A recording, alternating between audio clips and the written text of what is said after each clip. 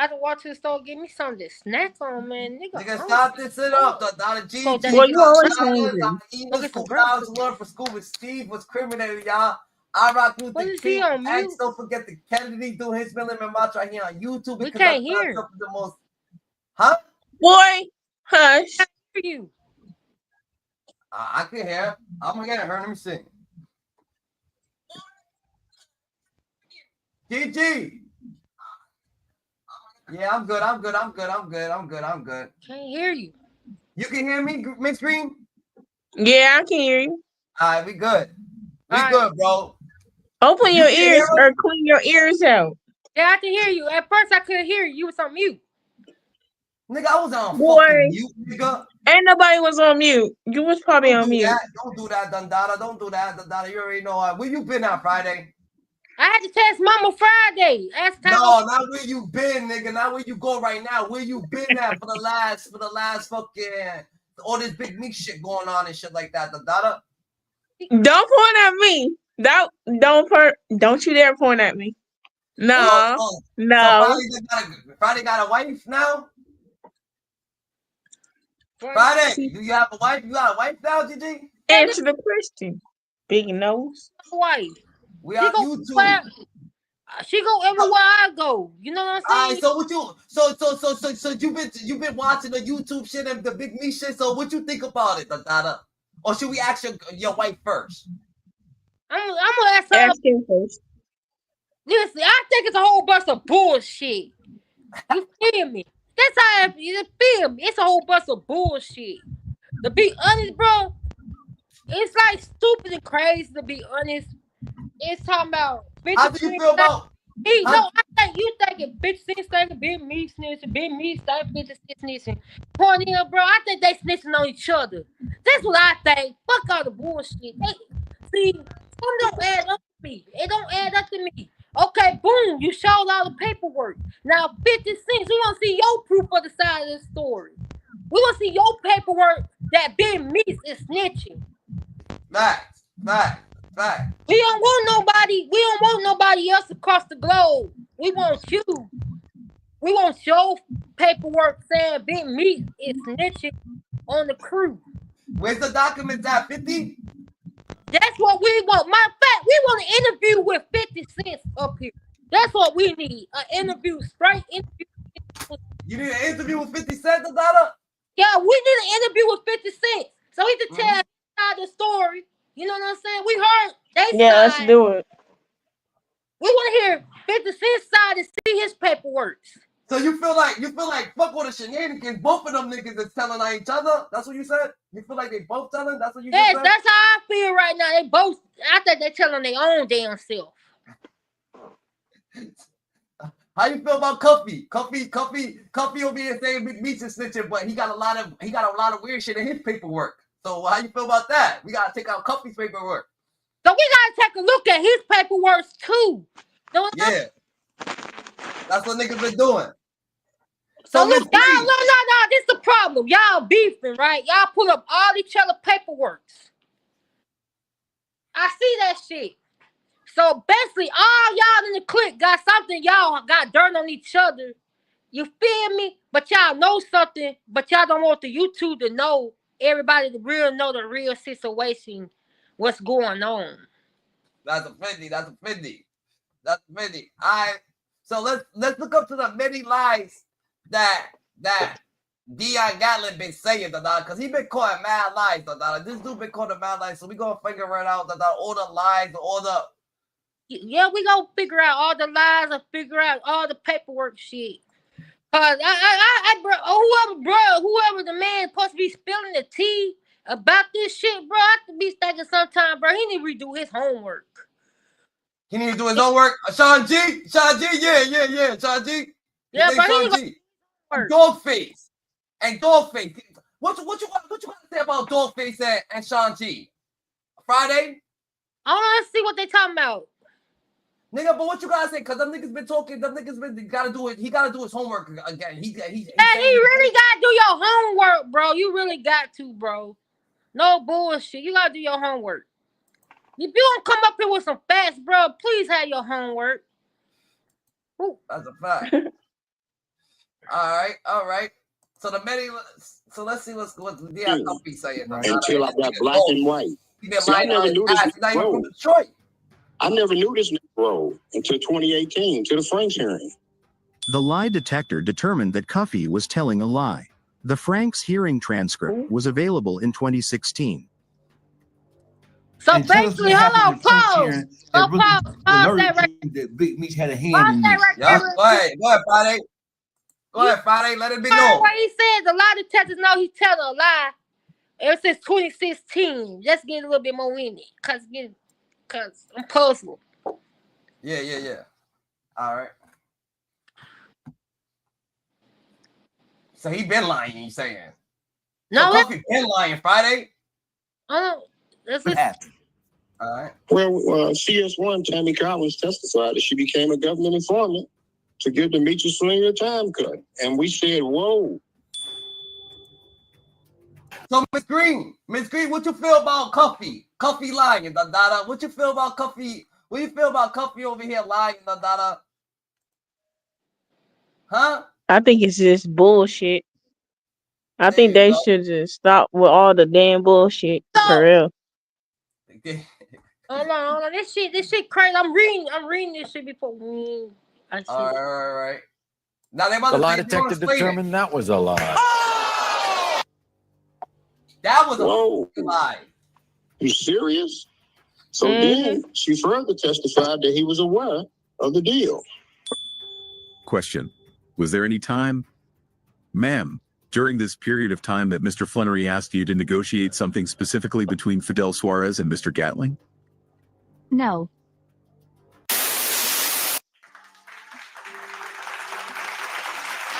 Welcome back to the podcast.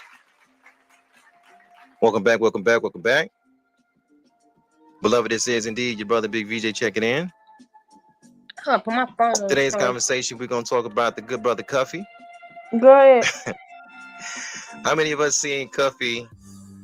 Because he's still on his press run. Like, he's been on his press tour for like 5 or 6 years. He about to put his phone on the charger.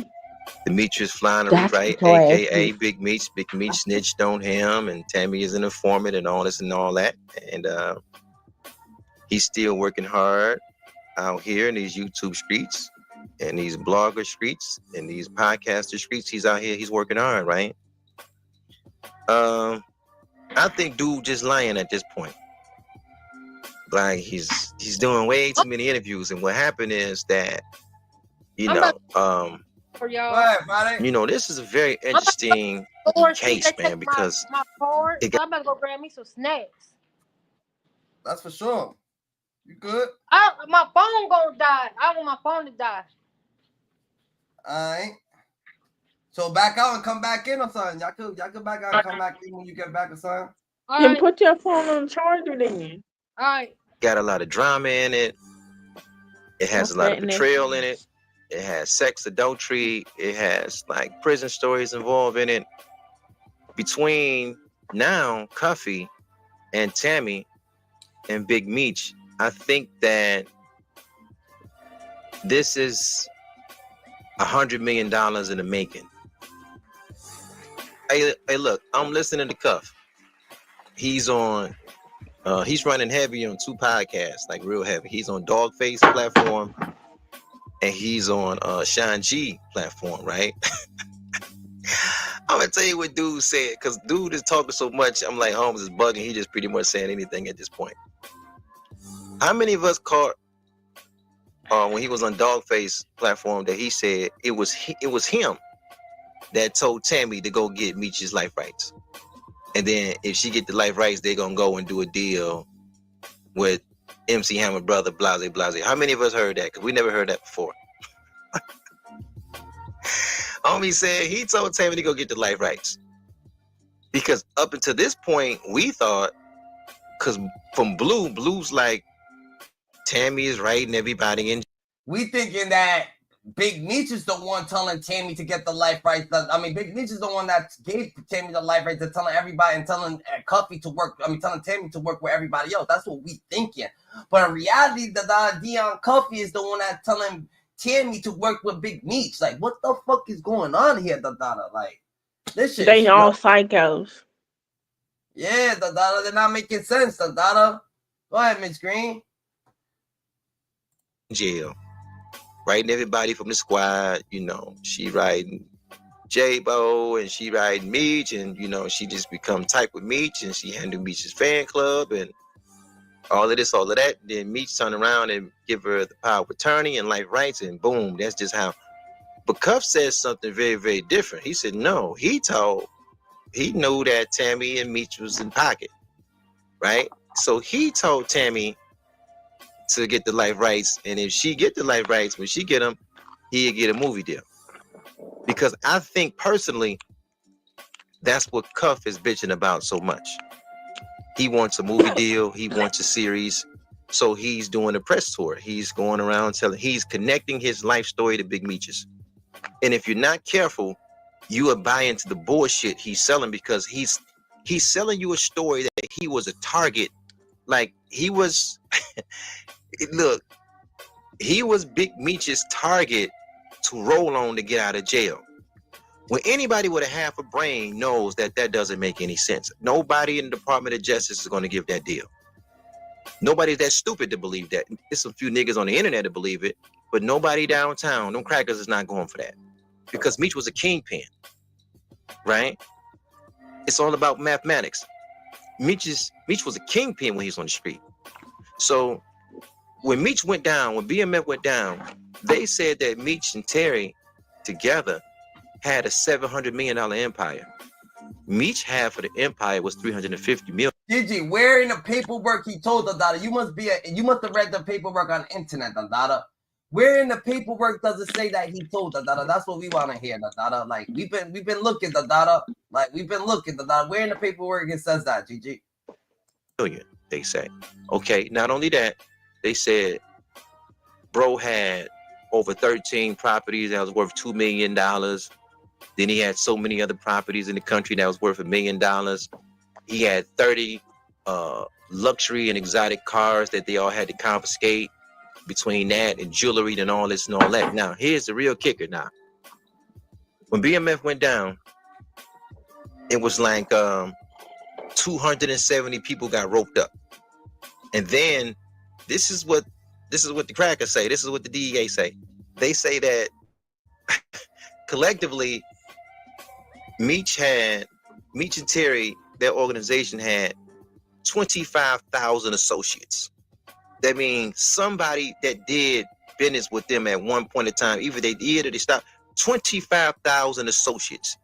That's bigger than some of these small ass cities. Some small ass cities ain't got 25,000 people in it.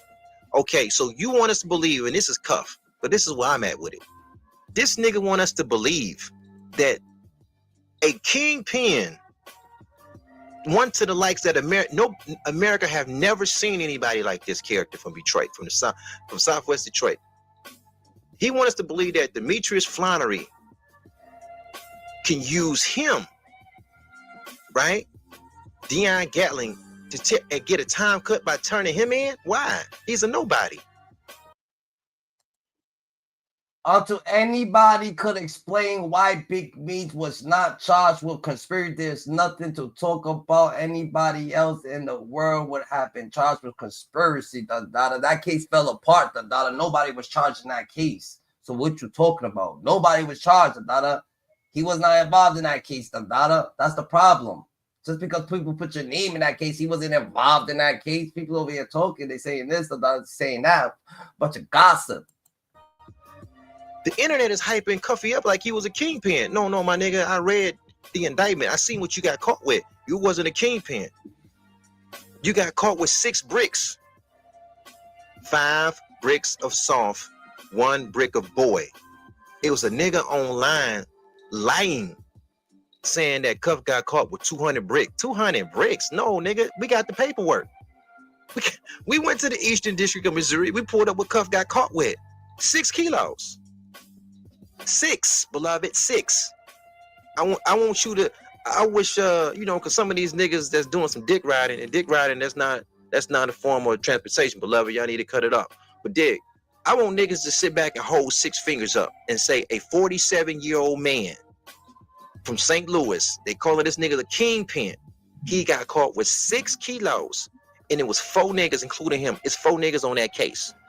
No, bro, that's not. They're not gonna do no. Ain't no Department of Justice gonna do no deal for you to get out, nigga. You think we slow? Just because you get on niggas' podcasts and the story is sensational and all that, and you sensationalizing it, they're like, nah, man, we ain't. I'm looking at the numbers. No, mathematically, that doesn't even make any sense. No, not you, bro. Dion, Andre Rush, Timothy Rush, Lorenzo Gibbs. Hey, the paperwork say y'all niggas had 6 kilos total. They don't let kingpins out for niggas like you. You got to get 100 more niggas like you to get dog out.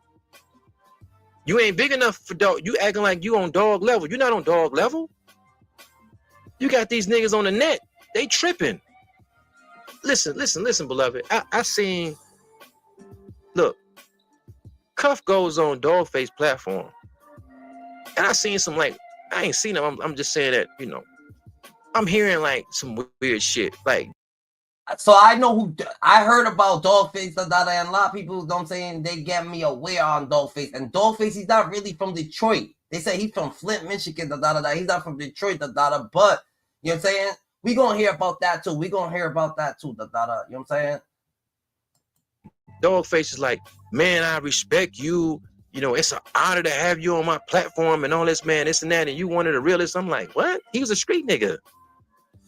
How can we call a street nigga the realest, this, that, and the third, when we all know, beloved, that the definition, beloved, of a street nigga is that is a person that have no love in his heart for his people, and he's willing to sell his people out for gain, whether that gain is just a physical gain, right? Whether it's an emotional or spiritual gain, whether that gain is financial, whether that gain is all three. A street nigga is willing to sell you out for gain. So no, I can't put no nigga like that on my platform. Like, hey man, I don't respect no street nigga. I don't think Meech is above snitching. Meech is a street nigga, meaning he's willing to sell his people out for the right price. I'm just saying that deal doesn't mathematically work. The Department of Justice, they're not gonna work no deal out for you to get him his time cut for you to get out. No, nigga. They need 2 things. They need Now if Meech knew something about the bodies of the federal informants, now that's something that shit hit different, Not some, you know what I'm saying? I guess Cuffy's a different type of person, you know what I'm saying? Whatever case it would be, like, then we could believe it. You be like, yo, he did this and he did this about this, then we could believe, oh damn, what the fuck? But dogs, how does that make sense? You got caught for something way more gruesome. You know what I'm saying? You didn't get knocked off for none of that. a seller that's on a high level and a buyer. The problem is, Cuff wasn't the buyer. He didn't have nothing to buy nothing with. This is why, listen, you go to the Franks hearing, you look at the witness, you look at Tammy and she's on that witness stand and she's talking it out, but you're reading the paperwork. It's like 270 pages. Shorty said that Fidel Suarez, she put them together. She said the first time, dude shorted Fidel with the money. Now this is Cuff. This nigga 47 years old. He's in the game. He shorted Fidel with the money the first time around. Okay, boom. Then she says it was a second transaction where he just ran off with he ran off totally with the bread. So I'm like, wait a minute. Wait a minute, beloved. This is Meech. It feels like Meech fucking got knocked off. So it makes it seem like when Meech paid that $1 million for the people that was in the trunk in St. Louis, maybe they was the one that put them in the trunk. That's what it makes it seem like a little bit, just a little bit. That makes it look like they think, because if he's out here just snatching shit up, snatching everything up, he probably just feels like, this ain't gonna be a potential everyday situation. You know what I'm saying? Messing with these people. So who knows what he was on? That's different. Key, because when you hear this nigga, when you hear Cuff, when he's giving his synopsis of the character of what kind of man Fidel Suarez is, like, oh man, he's a good man, Meech met him, he beat the case, he beat the feds in 05, and we can't find no paperwork on Fidel Suarez. We don't know nothing about the dude. He's like a ghost. I'm from the city. You know what I'm saying? And we don't, nobody, if you got a partner that work at the 36th district, they can't call and pull a dude up. Nobody heard of this guy. Different story, different day. Cuff speaks so highly of Suarez.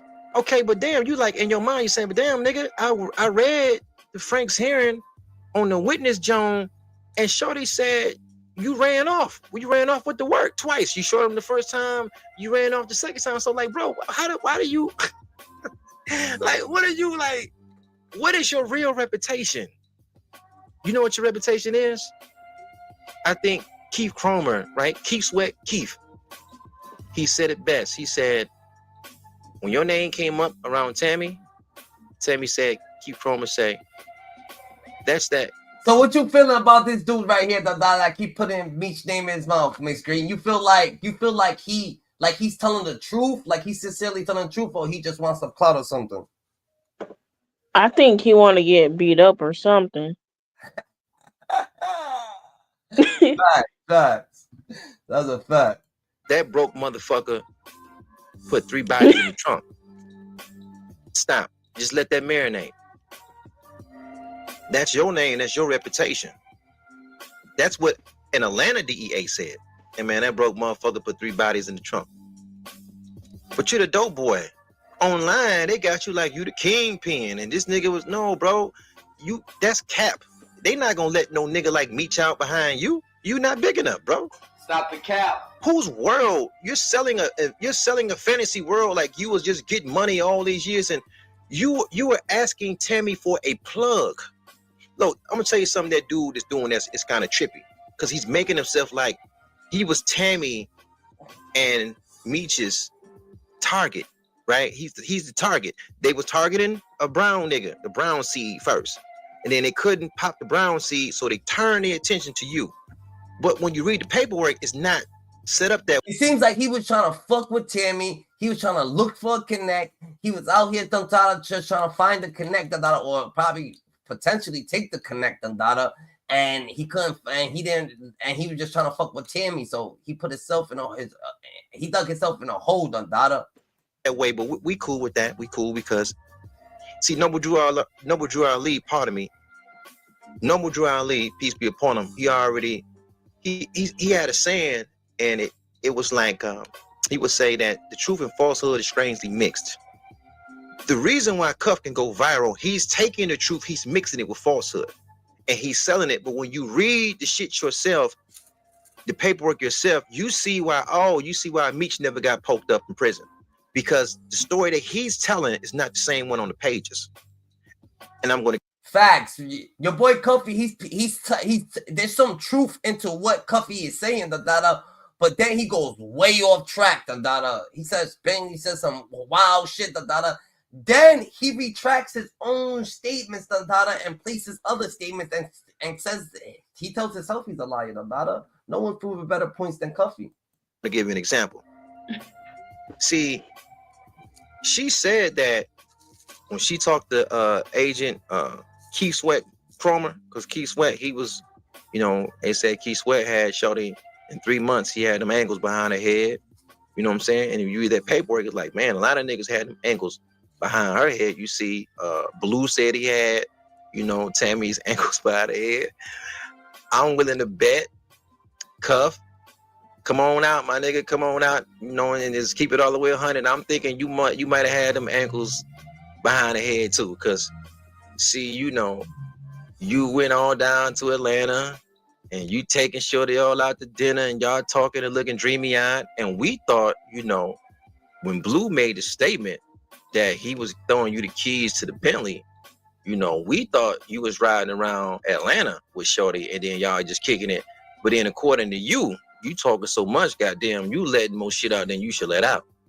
No, you That's said you was running around in LA with the Shorty. Now we didn't know. I'm like, damn, nigga, I'm okay, like tell us what's really going on. Like, what's up, bro?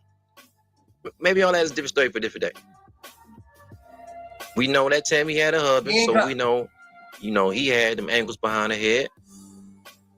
Cuff ain't trying to speak on that because, you know what I'm saying, Cuff, he's like, yo, I got a family at home, I don't want to be speaking about females and shit like that. But nigga, you did all this shit, you might as well tell the truth, what the hell you talking about? Nigga, Meech got a family at home, but Meech still solid, went back home to his family, and you know what I'm saying? So it doesn't matter, you gonna spread all these rumors on Meech, acting like Meech ain't going back home to his family. Nigga, now we gonna need to hear about you. Was you smacking Timmy? And you was, nigga, so just keep it 1,000. She was romantically connected to Terry White, so we know that, you know, he had them angles behind her head. So it kind of looked like Shorty a player. It really looked like she's been a lifelong informant. It don't look like, I'm not buying the Terry White story. Like, oh, she just jumped on with, no. I might get to that later, but I'm just saying all that to say this. You were already nigga, she was getting plowed down by all the biggest hustlers, and one hustler had it, the next hustler wanted it, and one hustler was going, the next hustler thought that she was in position to get him, you know what I'm saying? Get him out, or get him, you know what I'm saying? Get him right, with a new connect, but she was just with the setup, the whole time. Described as, you didn't have no bread, bro. You were popped already. Now the stories is not adding up. You were popped. You was 47 years old. You was tapping in with Tammy, and you was asking Tammy, did she know anybody that could front you some shit? What, nigga? But you get online. That's the paperwork. But you get online and say that you make it look like they were running you down to jam you up. They were running Fidel down to jam him up. Nah.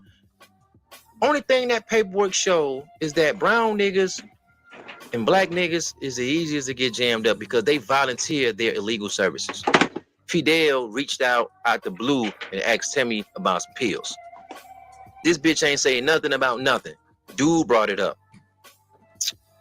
Fidel hit you up like, yo, give dude my number. Buddy said, give dude my number. Now she put y'all two together. Now it's like, all the advances of illegal activity is coming from y'all to her. She's not out there trying to broker a deal. Y'all bringing the shit to her. It just so happened she fucking Key Sweat Cromer out of Atlanta, and he's just overhearing y'all niggas calling her, and he just taking advantage of the situation.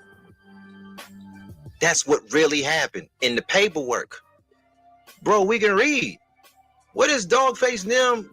What are you on the dude platform? What are you doing, bro?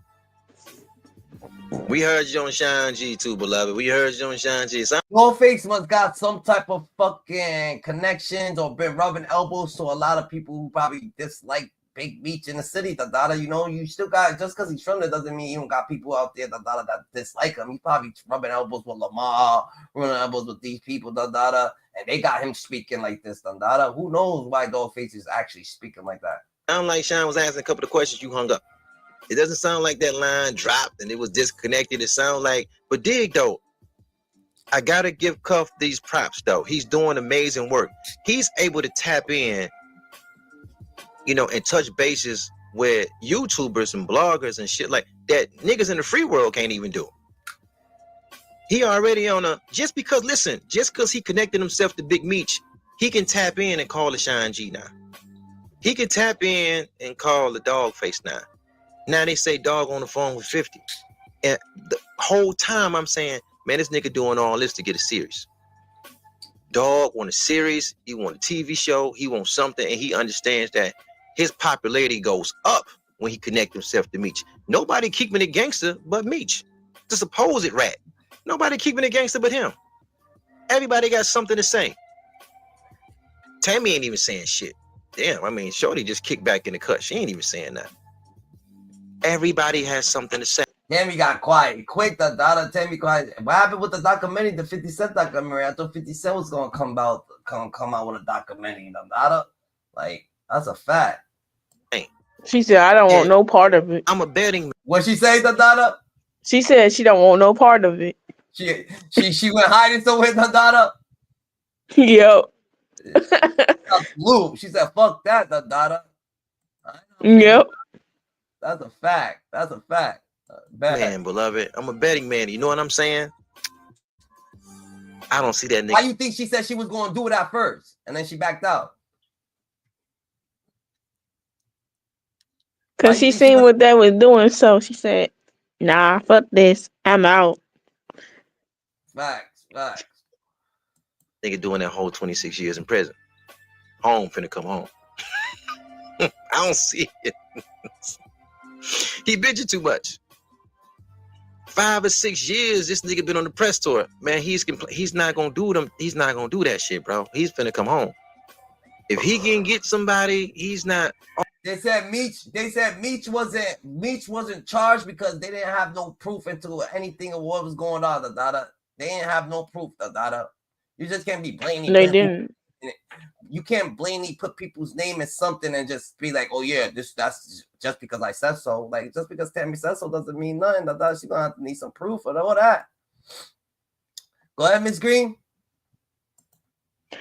Well, they at least got either have a picture or a screenshot of it. You can't do that without no proofs. You gotta show some type of proof or a screenshot or a picture of the person meeting somebody else. That's offending. We need something. We need some proof, nigga. We need some physical proof. Show us a picture of some shit. All that, man, I'm tell you something. That streets is a myth. All you got to know about a man, if a man is a street nigga, and this is very key, what they got going on is so powerful for the youth to see. A street nigga is a person that is willing to sell his people out for his own personal gain. They got no love in their heart for their own people. They have no love in their heart for their own people. It's personal gain, personal gain, personal gain. How could you look up to a nigga that's a street nigga? He's doing it off of personal gain, whether it's physical, whether it's financial, whether it's just emotional, self-gratification. Motherfucker fuck you over just to feel better. That's a street nigga. And I'm like, nah, cooperating, that's in the realm of a street nigga. Alright, boom. I don't know, like, what niggas got, like, a persona of a street nigga, like I said, you can't look at a person and say that a person is tough. You can't look at a person and say that a person is belligerent. You can't look at a person and say a person is thugging. That all comes inside with the son. That has nothing got to do with looks. That's a fact. So for him to say street niggas do this and street niggas do that, all street niggas do shit. Every individual is different. What the hell?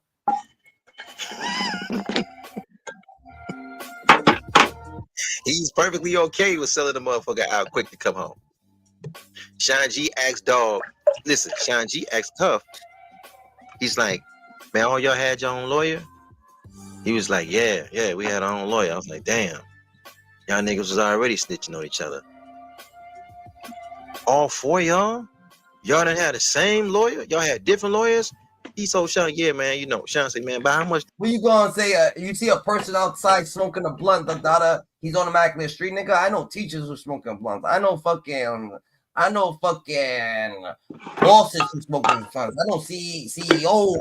I know nurses. I know all different type of people who smoking blunts. So you can't just unnecessarily say, "Oh yeah, he's smoking a blunt. You gotta be a street." Nah, you know what I'm saying.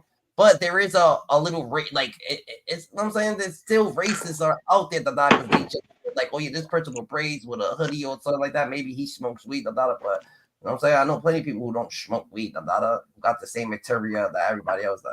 I mean, exterior out of everybody else, you know what I'm saying. That caution. He's like, man, shit about 150K. I'm like, bro, I don't know. 150K, Cuff, I don't even think you had it, my nigga. I seen what you got caught with. You was popped already. You was broke. I seen what you got caught with. You started off with some paid lawyers, and then halfway through, I started seeing, you know, nigga, that street niggas that don't fucking brush their teeth daily. That street niggas that fucking will go outside and they getting the money. They run outside. They don't brush their teeth. They just get into the back, nigga. They gotta get to the back. Right. There's niggas who brushing their teeth. Like, fuck all that, nigga. There's niggas that's not showering. There's niggas that are showering. There's all different type of niggas, you know what I'm saying? Every nigga ain't the fucking same, Street niggas is street niggas, You know what street is, you know what I'm saying? You know, you go to your boy's house, yeah. like, oh, hurry up, he didn't run in the shower. You like, you don't even conduct yourself that, oh yeah, this nigga didn't even hop in the shower and shit like that.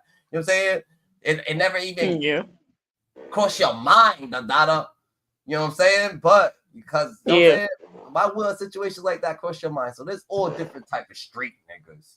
You know what I'm saying? There's niggas that ain't gonna get that shit. Sometimes I don't get my hair done for fucking months. Sometimes I get my hair done every 3 days.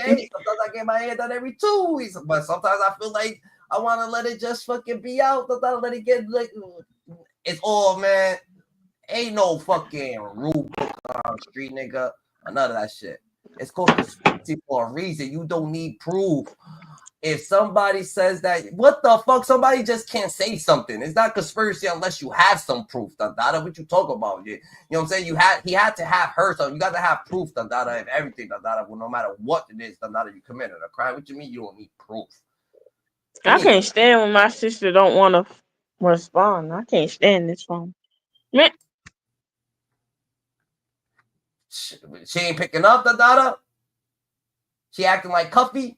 And when you do look at that paperwork, you see the lawyers start to change.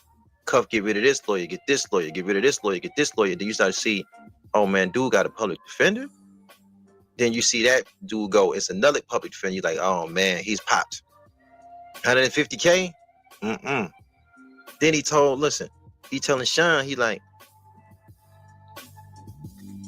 he got caught with something like it was guns or something. We're like, wait a minute, because the indictment charges, we looking at them, it's like, okay, the St. Louis DEA indictment charges got you 4 niggas for a 2010 murder of Theodis Howard, then a 2013 murder of Terrence Moore. That's like you saying, that I run up on somebody, we run up on somebody, right? Or something like that, or we all in a circle. It's all of us in a circle, and we all up in a circle, and all of us being in a circle.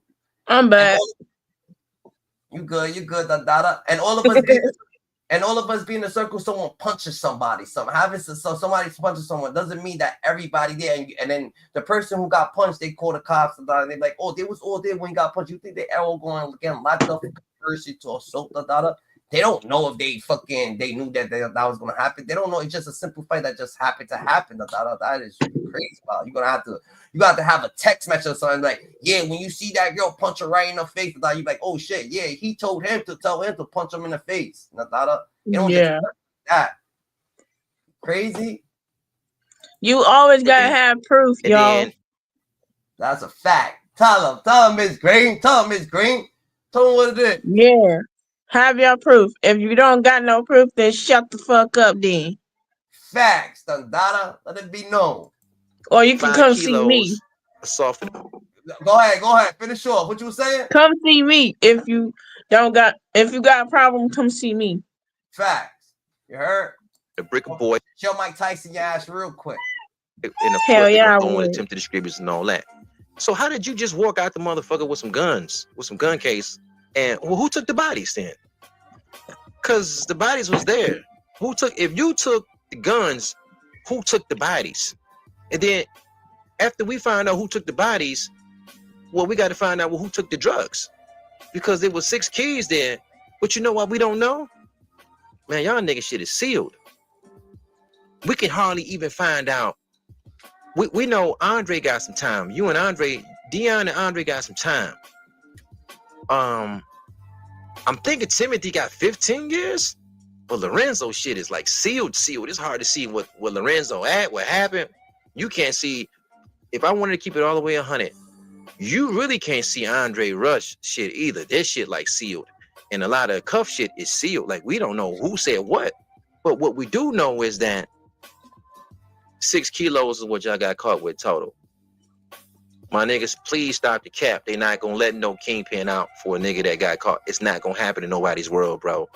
You working hard to get you a series, my nigga. I get it.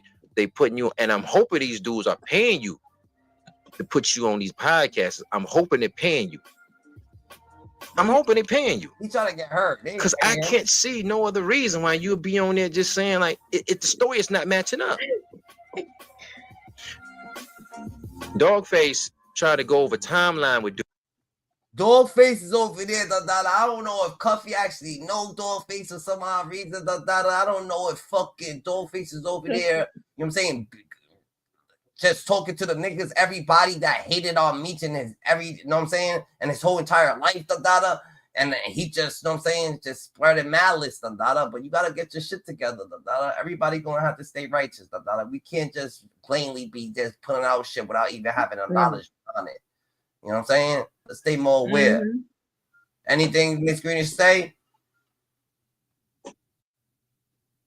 Dude, right? Dogface got him on the platform. He trying to go to the timeline, and every time someone try to go over a timeline, Cuff cut him off, because what he do, he call in from jail and he takes over the interview.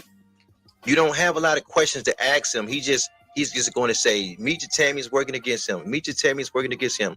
But when you read the paperwork, it doesn't say that. It say Tammy fell back off you, bro. This is how the paperwork is set up. It says this. We all know that Meech go to jail in 2005. The first time I see Cuffy Dion Gatlin name in any paperwork is it's a guy named Gregory Griggs and Brian Collins in St. Louis, and they get busted. This is the first time I see Dion Gatlin name on some paperwork. One cooperating source advised that between November of 2003 and February of 2005, that source alone purchased approximately 1,200 kilograms of cocaine from Dion Gatling at an estimate cost of $24 million. Because I just want to go over the timeline. The first time we see, I want to say, Tammy got the life rights, it had to be like 08, 09. Ironically, this is the same time frame that Cuff said he started fucking with her, 08, 09. And then, ironically, this is around the same time that Cuff on Dogface platform said it was he that told Tammy to get the life rights from dude, and if she can get that, he can get a movie deal. It was he that said that.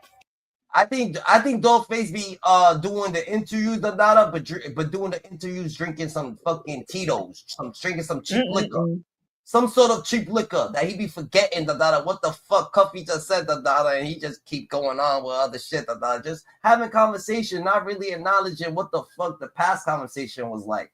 Like, what the fuck, nigga? You over here told me that Tammy locked you up because you was trying to get cause for the life rights or whatever the case may be, and then you gonna say that, oh nah, I told Meech to tell Tammy to get the, I don't know, man, this shit ass back. He put that out in the world. Nobody put that out, but he put that out there. Okay. So now we got 2012. 2012 is the first year we see illegal activity, and that's when you see Fidel come in the picture, and then you see Cuffers in the picture, and then you see, we counted, so this is 7 years removed. Meech is already 7 years removed by this time. Okay. Bro, the DEA agent that was smacking Tammy too, the DEA agent that's trying to be, you see, there's all different people in the world, bro. You know what I'm saying? There's a DEA agent that's actually doing his job, more righteous than ever, and there's a DEA agent that's actually envying, you know, everybody's human. So the DEA agent that's envying this dude, envying Big Meech, that's fucking who, Tammy, because he wants to be these people, bro, that psychological shit, goes out the window, bro. That's what I mean. You can't be psychological when you committing malice, and you're being belligerent, you're trying to slander people's name, you know what I'm saying? Let's stay more aware than ever. That's straight fact. This is middle of July 2012. This is what Fidel is talking about, the truck he got in St. Louis, right? Okay, it doesn't work out. Then they try to meet again. Cuff runs off on the plug. That doesn't work out. So you see Tammy tells Key Sweat Cromer that she doesn't want to deal with Cuff anymore. That's in the paperwork. Cuff doesn't tell anybody that part. He leaves that out. See, but when you can read, you can see it for yourself. She tells. Nah, Dogface is the actual guy. We could see that. We could show Dogface. We could show who Dogface is. He's the actual guy. But he reminds you of a feed that used to always go through. You said, "Oh shit, that's different." Done. Key Sweat Cromer. She doesn't want to work with Cuffy anymore. After she says that, Key Sweat Cromer say, "Listen, I'm cool with that. You ain't got to fuck with dude no more. I put CS2 on him. You good? Okay." After that, after 2012, she has a regular relationship with dude. Dude comes down from St. Louis. He comes to Atlanta. They go out to dinner. All kind of shit. Now, he doesn't get busted into 2014, bro. How the fuck is you still calling out Meech and Tammy? I'm confused, nigga. We all confused now. We all confused. He gets on Cuff gets on a platform because he's on Cam Capone, Dogface, Sean G, like a couple more. He gets on a podcast and says, "But I didn't really know the 2018. I didn't know." No, beloved, you did know. You knew at the Franks hearing, Tammy got a.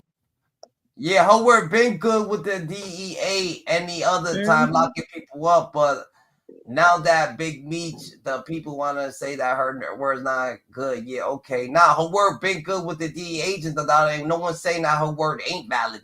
We saying that what she said, she blatantly just put his name in there. Ain't like Big Meech put his name in there. She blatantly put his name in there because she been working with the people. Like, we ain't saying what anything that she's saying is not valid. We saying that she blatantly put his name in there. And the agents don't want to be That's what we saying. Then testify. This is 2016, bro. October. How the fuck you didn't know to 2018? United States produced OPR and OIG documents on a rolling basis to Defense Counsel between February 2016 and the early part of May 2016. DEA Atlanta Special Agent James Davidson, Agent Davidson, testified about threats directed to CS1 in the spring of 2015 after electronically filed court documents in this case became publicly available. She says, listen, she says the feds approached her after the Terry White situation. Jack handed her over to Keith Sweat. Keith Sweat, this is the fucking very next day. Now, that blows up Cuff's story about Meech and Tammy worked together in a room to get you jammed up. How, bro? It was the next day. When she met with Keith, she was like, well, shit. He started telling her what she gonna do. Hey, you gonna get Mexicans jammed up, the brown seed, and we gonna have you dropping off drugs, picking up drugs, dropping off money, picking up money. We're gonna have you making phone calls. And then she says, you know, if I get something big, he cut off like, nah, you're gonna make a lot of money. She's like, fuck all that paper. If I get something big, can I get Demetrius Flannery a time cut? He's like, well, we'll see what we can do. You see, she's the one that put that shit in there. She's like, yo, since I'm Yeah, over here, and yep, that's crazy. Since I'm over here working with fucking these people, let me see if I can help out Meech real quick, And then when she went back to Meech and told Meech what was going on, Meech was like, yo, what the fuck, nigga? Nah, I'm good with all that, I'm already doing my time. Like, what the fuck? That's what happened. Yeah, because Big Meech is her best friend. Yeah. So she did that on her own time, man. Facts. Okay. The key word there, beloved, is if I get something big. Cuff, you're not nothing big. It's also in that very same Frank's hearing where Shorty even said, when you got arrested, nigga, she didn't even know. She's like, yeah, eventually I found out. She's like, eventually she found out that you got arrested in 2014. She's like, oh, okay. She didn't think nothing of it. Now, how can she not think nothing of it? But you're telling the public, Meech and Tammy is working together to get you jammed up to get him out. How, nigga? She didn't even know when you got arrested. How? She didn't even know. She just she found out later you got jammed up. She didn't know. But you know when everybody found out? On Pacer. Shorty say herself, when she was reading on Pacer, and she seen her name up, and she's like, wait a minute, they had a name up, they had a job up, they had all kind of information. That's when she figured out that you would know that she was doing what she was doing with you, and she ran down, this is in the paperwork, to go holler at Big Meech to deflect. The paperwork said deflect, my nigga. If somebody is deflecting, what the fuck you think they're doing? If they running to play together, the work wouldn't have said she going down to Louisiana to see Big Meech to deflect. She would have went down there and said, God damn, Meech, they called us. You know, they called us, my nigga. We say, hey, we were trying to get you out, but you know, it ain't working like that. They figured out it was us. No, she went down there to deflect. And she's over there, She feels like she got a little sexual vibe with this, you know what I'm saying, with the DEA agent, whatever the case may be, and she feel like she could manipulate the nigga, and then she manipulate the nigga. She put that out there. Then when she went back and told this nigga automatically declined the situation. He said, "Yo, get like fuck all that shit. I'm not dealing with none of that shit." You know what I'm saying? He already gave Tammy Coleman's the life right, so he couldn't just back out and do something. You know what I'm saying? Big Meech ain't that type of nigga. He's just a businessman. So he's like, yo, right, he gonna stay calculated. You know what I'm saying? He's not gonna just be irrational. You know what I'm saying? And dude blew off like, nah, man, hey, look, don't put me in none of that shit. I ain't got nothing to do with whatever the fuck you doing out here in the world. You got the life rights to move and make money. You make some money off of it. We both make money off of it. But I ain't got nothing to do with whatever else you got going on. That's on you. That's all in the work. Cuff is trying to sell us that he was a target from the jump. Oh, they was going to get the brown seed, then they changed and got me. No, nigga, you not nobody to get. They're not going to let no kingpin out behind you, bro. I don't care how many of these silly niggas put you on their podcast, how many of you tell these niggas a story. It's not going to work. And I'm going to tell you the real reason why shit ain't going to never really work. The way that the 85% work in their entertainment cycle is this. When you start watching the 85%, this is how they do in their entertainment world. They love you, then they hate you, and then they love you again. This is how the 85% work. We watch them. This is the deaf, dumb, and blind.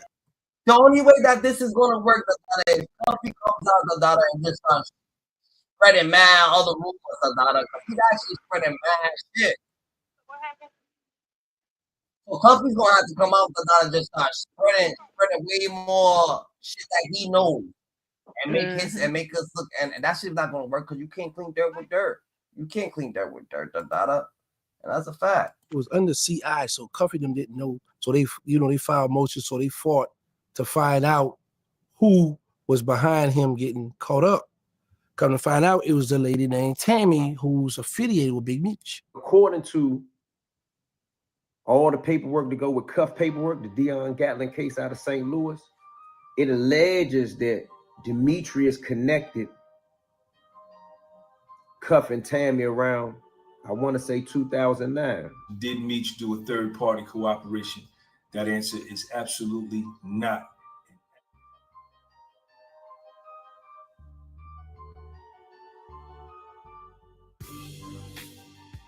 With all of the hype, drama, and suspense surrounding Big Meech and third-party cooperation, no one has bothered to cover the exploits of Dion Cuffy Gatling, the man who brought the relationship between Tammy Collins and Big Meech to light. In this video, we are going to do just that. In 2005, an investigation was begun regarding alleged drug trafficking by Sammy Jefferson and Eric Ernest, both whom are named as co-defendants in an indictment. The superseding indictment charges that beginning on or about December of 2005 and continuing to the date of the indictment in the city of St. Louis and elsewhere, defendants. It's like Cuffy's telling their story, It's like Cuffy's telling their story. It's like a fucking kid telling their mom, or their dad, what they did in school, You only gonna hear their side, You're not gonna hear the exact truth, They might put some truth into it, but you're not gonna hear the truth. It's like Cuffy don't want to say too much because he got family, he got this, he got that, so he's thinking about, you know what I'm saying? They train of thoughts, because he's an older person, so he's probably thinking about the train of thoughts. So he's not being completely honest. But if he was completely honest, then you're gonna get the whole situation. But you know what I'm saying? You gotta understand it. Ernest, Jefferson, Griggs, Collins, and others engaged to distribute and possess with intent to distribute coke and marijuana in connection with the drug trafficking conspiracy. The indictment alleges that unindicted co-conspirator Luis L. Saez Jr., operating out of the Republic of Mexico, was the source of supply for multi-kilogram quantities of coke and large quantities of marijuana. Luis is also alleged to be the organizer and leader of a drug trafficking organization operating a large drug distribution network in a multi-state region that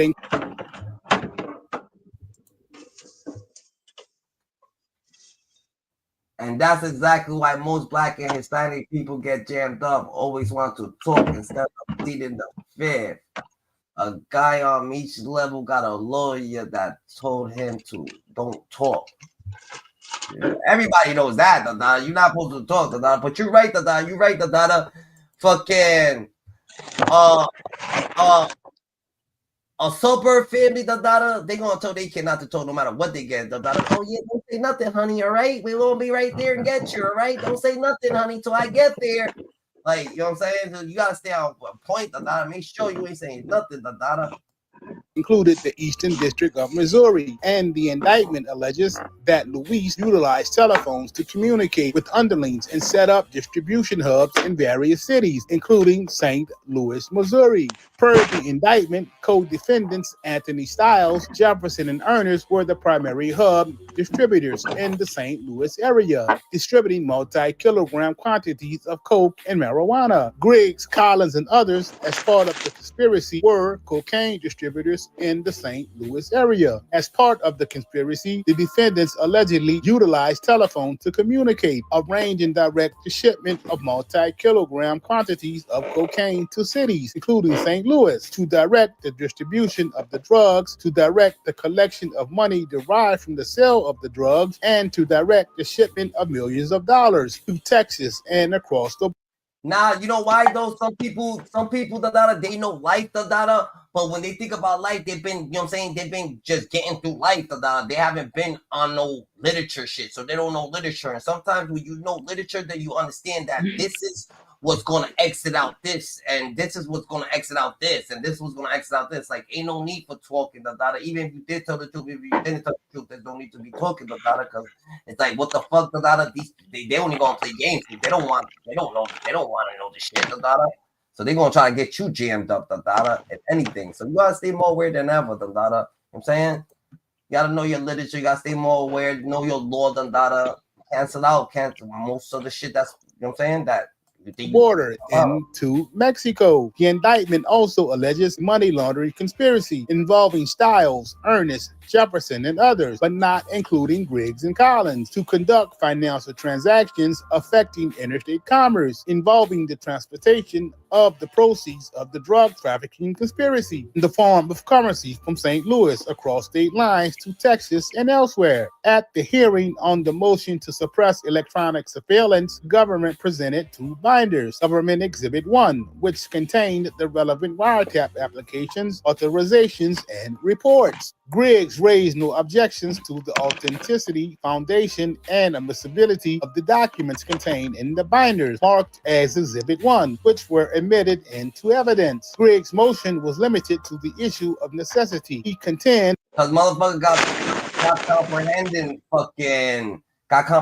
fucking disorders, Dada. So he trying to make, you know what I'm saying? He trying to make common sense so common right now, nigga, so you could actually understand everything that's going on. So you got to break it down just like that.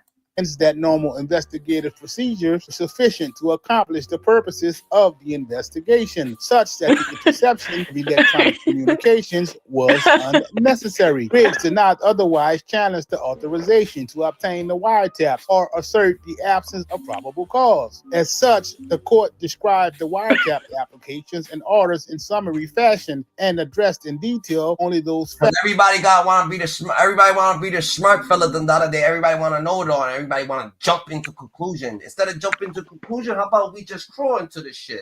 I'm saying, you haven't been hearing us now, now y'all about to hear it how it's supposed to be, and this is actually Cuffy, you know what I'm saying? His little $1,200 break situation, whatever the case may be, or whatever's going on, Facts prudent to defendant's necessity argument. In connection with their investigation, DEA Task Force Agent John Wallace filed an affidavit in support of an application for the interception of wire communication over a telephone number 314-565-8266, target telephone number 1, subscribed to by Erlene Ernest and believed to be utilized by Eric Ernest. The application requested the interception of wire communications of Eric Ernest, Dion Gatling, Sammy Jefferson, Vincent Pam, Lorenzo Gibbs, Pierre Stokes, Royce Davenport, Kerry Locke, Antoine Elliott, Charles Howard, Crystal Hamilton, and an individual known only as Death Row. At the hearing, Death Row was identified as Defendant Griggs. The application was properly authorized by the Attorney General's office. The application and affidavit established probable cause for the interception, and Griggs did not assert otherwise. As such, the probable cause in support of the application was summarized only briefly. As set forth in the affidavit, at the time of the first application, the agents were investigating a drug trafficking organization believed to be headed locally by Dion Gatling. The organization was believed to have strong ties with the Black Mafia family, a nationwide street gang entrenched in several cities, including Atlanta, Detroit, Houston, and Los Angeles. The investigation showed the organization in St. Louis was engaged in trafficking in voluminous amounts of cocaine and, to a lesser degree, in marijuana. Dion Gatling was an alleged associate, if not member, of the Black Mafia family drug trafficking organization, aka BMF. One cooperating source advised that between November of 2003 and February of 2005, that source alone purchased approximately 1,200 kilograms of cocaine from Dion Gatling at an estimated cost of $24 million. The investigation showed Eric Ernest to be a close associate of Sammy Jefferson and Dion Gatling. Jefferson was supplied with cocaine by Gatling and Ernest, and was supplied cocaine by Jefferson and perhaps also Gatling. Both Ernest and Jefferson had strong ties to the BMF organization. The affidavit summarized information from 3 confidential sources, some of whom were admitted narcotic traffickers whose information was corroborated and who were believed to be reliable based upon law enforcement actions and based upon register and airtime summary analysis of telephones in the instant investigation. The information from one source was also confirmed through the use of consensually recorded telephone calls concerning a proposed drug transaction between that of Dion Gatling in connection with an independent investigation. One confidential informant advised that Ernest used the residence of his brother, identified only as Death Row, as a safe house to stash the narcotics. The residence was said to be located in the area of Interstate 270 in Lilac in North St. Louis County. The confidential informant had seen Ernest contact Death Row at telephone to arrange the delivery of narcotics to a particular place. The affidavit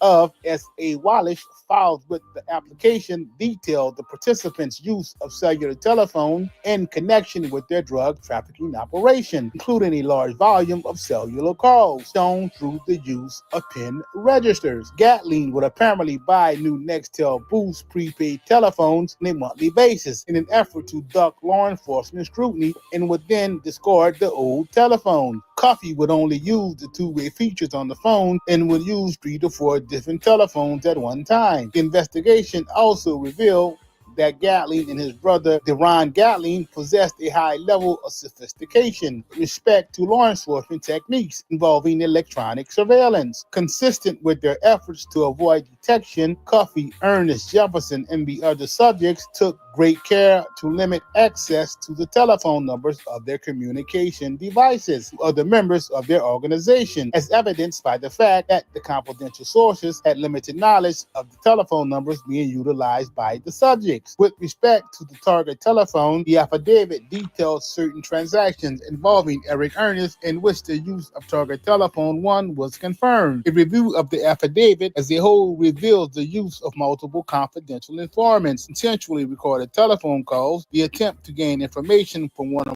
more individuals arrested following the observation of drug transactions, use of law enforcement databases, and the use of PIN registers and trap and trace devices. Part X of the affidavit, beginning at page 50 and continuing through page 73, detailed the various other investigative procedures that had been used, the limitations or problems presented with each, as well as the limited information obtained from each. For example, the affidavit described court-ordered authorizations that had been previously obtained for the interception of wire communication in separate investigations, in which Lorenzo Gibbs, Pierre Starks, and Royce Davenport were intercepted conducting narcotic-related business conversations. However, those conversations proved to have no value regarding the identity and roles of the members of the instant organization, its sources of supply, location or stash houses, or methods of transporting and distributing the drugs. The affidavit also described physical surveillance that had begun in January of 2006. While such surveillance had proven to be of some value. Well, they practically try to say that Cuffy was hot. He was already hot,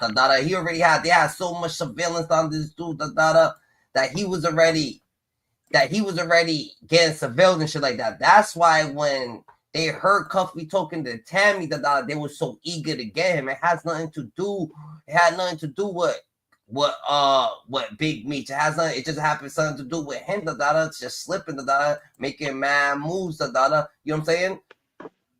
And the way he was moving was different. So you gotta be more aware than ever. Because Cuff was the first one that was walking around with Tammy trying to get Meech a movie deal. Okay, how do you know that, Blue? This is how I know. Because in 2013, I had a blue Bentley, right? And Cuff would come to Atlanta, and I would loan him my belt. Not loan him, but let him hold the Bentley so he could ride around, because I knew he was trying to attract a deal for me. So, he needed to look good and all that. So he would take the Bent, boom, boom, going to do it. What I didn't know is that he was going to pick up Tammy. What I didn't know is that he was going to pick up Tammy. What I didn't know is that he was going to pick up Tammy in my Bentley and ride around and go meet people to talk about Meech's situation. Welcome back to the podcast. Welcome back. Beloved, this is indeed your brother Big VJ checking in. Today's conversation, we're going to read some paperwork. You know what I'm saying? We're going to read some paperwork. We're going to talk about the Big Meech situation. We did it before. We're going to do it again. Big Meech, Cuffy out of St. Louis. Talk a little bit about Blue Da Vinci. Talk about Tammy. Who else we're going to have? We're just going to read the paperwork. Let me just say it that way, because. All right, so this is for the people who didn't read the paper. This is for the people who didn't get a thing of the paperwork. And we've always been reading the paperwork. My thing is how Cuffy. My thing is how Cuffy ain't get indicted in that order case when he was in the paperwork as the supplier. Cuffy got a lot of hidden sales secrets, That's one thing for sure. Cuffy has a lot of sales secrets. Cuffy, he's on a different timing. He's on a whole different timing, GG. And that's a fact. Look at what he did. You sided with Ross, some bozo. You got 19 years of being incarcerated. That 50 could have took that and converted that to about 5 seasons, and then turned around and then did the overall movie. He had a good 30 to 50 million he could have made. Now you standing next to a mother who couldn't even keep a concert going. Rick Ross is on the concert. Second on the In lineup. about 10 days, Ross is gonna throw him away. Now, I'm gonna be real with you, Meech. If Rick Ross seeing what he did to you, because he knew what he was doing standing on the side of him, right? He know Meech ain't thinking straight. If he don't throw you 3 wing stops, you ought to knock that down. What 50 gonna do? He gonna burn that down. He gonna release that last season, and then he's gonna release the Tammy and discredit everything that people thought that man. Elliot did my new BMF piece. My old BMF pieces I don't have no more. Elliot charged me $200,000 just for this Cuban. This Cuban is like 1,100 grams. It's chunky, real big. I really can't have this on for longer than 3-4 hours. My neck started. The lock say Eliate on it. Say his name, his signature. They got the 3 big buildings on each side. So ain't no regular Cuban. You might find a regular Cuban for 50 or 100. It's 200 just for a kilo. What's the pendant? 3 just for a pendant. There's some shit like you gotta give my daddy, like when he come home, I keep this forever, you can't even go no bigger than this. You don't see no silver or gold, you see straight water. I'm sitting there analyzing it like, damn, wanted some bread, or maybe he spent all the bread because he made a couple of million with 5. I go out spend $50,000, $100,000 every night. 3 nights in a row. 3-4 nights in a row. BMF boss, the legend Big Meech GoFundMe page. What? It was said that this GoFundMe page was set up to assist him in paying his bills since his Welcome Home concert got canceled. Meech getting out of jail and choosing to work with his son's boss's rival is prime example of how an unhealed parent can literally ruin your life. They will mess up relationships with your friends. These people don't understand that everybody live a certain different life. Like, what the hell, what are you talking about? What are you talking about parenting? Like, how the fuck can a parent mess up the parent's going to you have to go with your parent regardless of the fact. With your significant other, you might even lose your job. Because nobody can tell me that Big Meech working with Rick Ross, his son's boss's known rival, was not deliberate. Okay, that is a very conscious choice. And why might a parent do that? Right? Maybe if they have some trauma, you know, a little bit of resentment and jealousy. Because sometimes with an unhealed parent, all of the reasons they should be proud of you are the same reasons why they're a little bit jealous of you, right? He should have came home and made his coming home about family. You know, passing the ranks to his son on TV, making millions, looking good, he acting, got a career. You shouldn't even be all on the phones, on Instagram, trying to do a car show with Rick Ross. It'll never be 2008 again. You know what I'm saying? But you ain't healed that. So now you trying to relive your 20s. So you're not seeing your son's accomplishments as this is my son's accomplishments. You're seeing it as like almost like competition. Like, oh, you trying to one-up me? Now the real Big Meech is home. So now let me show you how to get some money. Let me show you how to do it. I'm going to go work with your boss's rival. That's why you got it. Yo, on some real shit, that's exactly how we think. That's how exactly what's wrong with his thinking, though, Like we didn't grow up together. I'm a grown ass man. That nigga just did 19 years in the joint.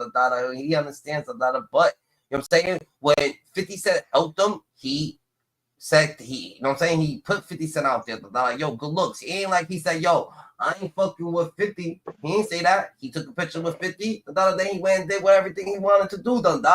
That's exactly what it is, Gigi. Like, he can't do what he wants to do. It's different. You think Big Meech thought about how him working with Rick Ross would affect his son? Because no, all I'm thinking about is some clout, some temporary clout. Because let's be clear, that relationship with Rick Ross and Big Meech is not real. It's not genuine. If somebody is with you just to spite somebody else, that is not a... Big Meech's money troubles have been all over the headlines, and Tony Yayo isn't holding back when it comes to spilling the details. In a wild new interview, Yayo dropped some serious tea on why 50 Cent turned his back on Big Meech. It turns out, it's all about the money. Big Meech blew through all his BMF earnings, and his son did the same. To make matters worse, 50 Cent has completely cut ties with them, even threatening to pull the plug on BMF. Now, both Big Meech and his son are left without a way to make money. It's safe to say this family is teetering on the edge of financial disaster, and they have nobody to blame but themselves. So what did Tony Yayo have to say? Let's dive in and find out how deep they really are in the hole. Now, the question everyone's been asking about. 50 Cent versus Big Meech. Man, woo. You know that 50 crazy, man. Tony Yayo recently sat down with Vlad TV and revealed some shocking details about Big Meech's financial struggles. According to Yayo, when Meech got out of prison on October 15th, 2024, he had a serious conversation with Yayo about his son, Lil Meech, not helping him financially.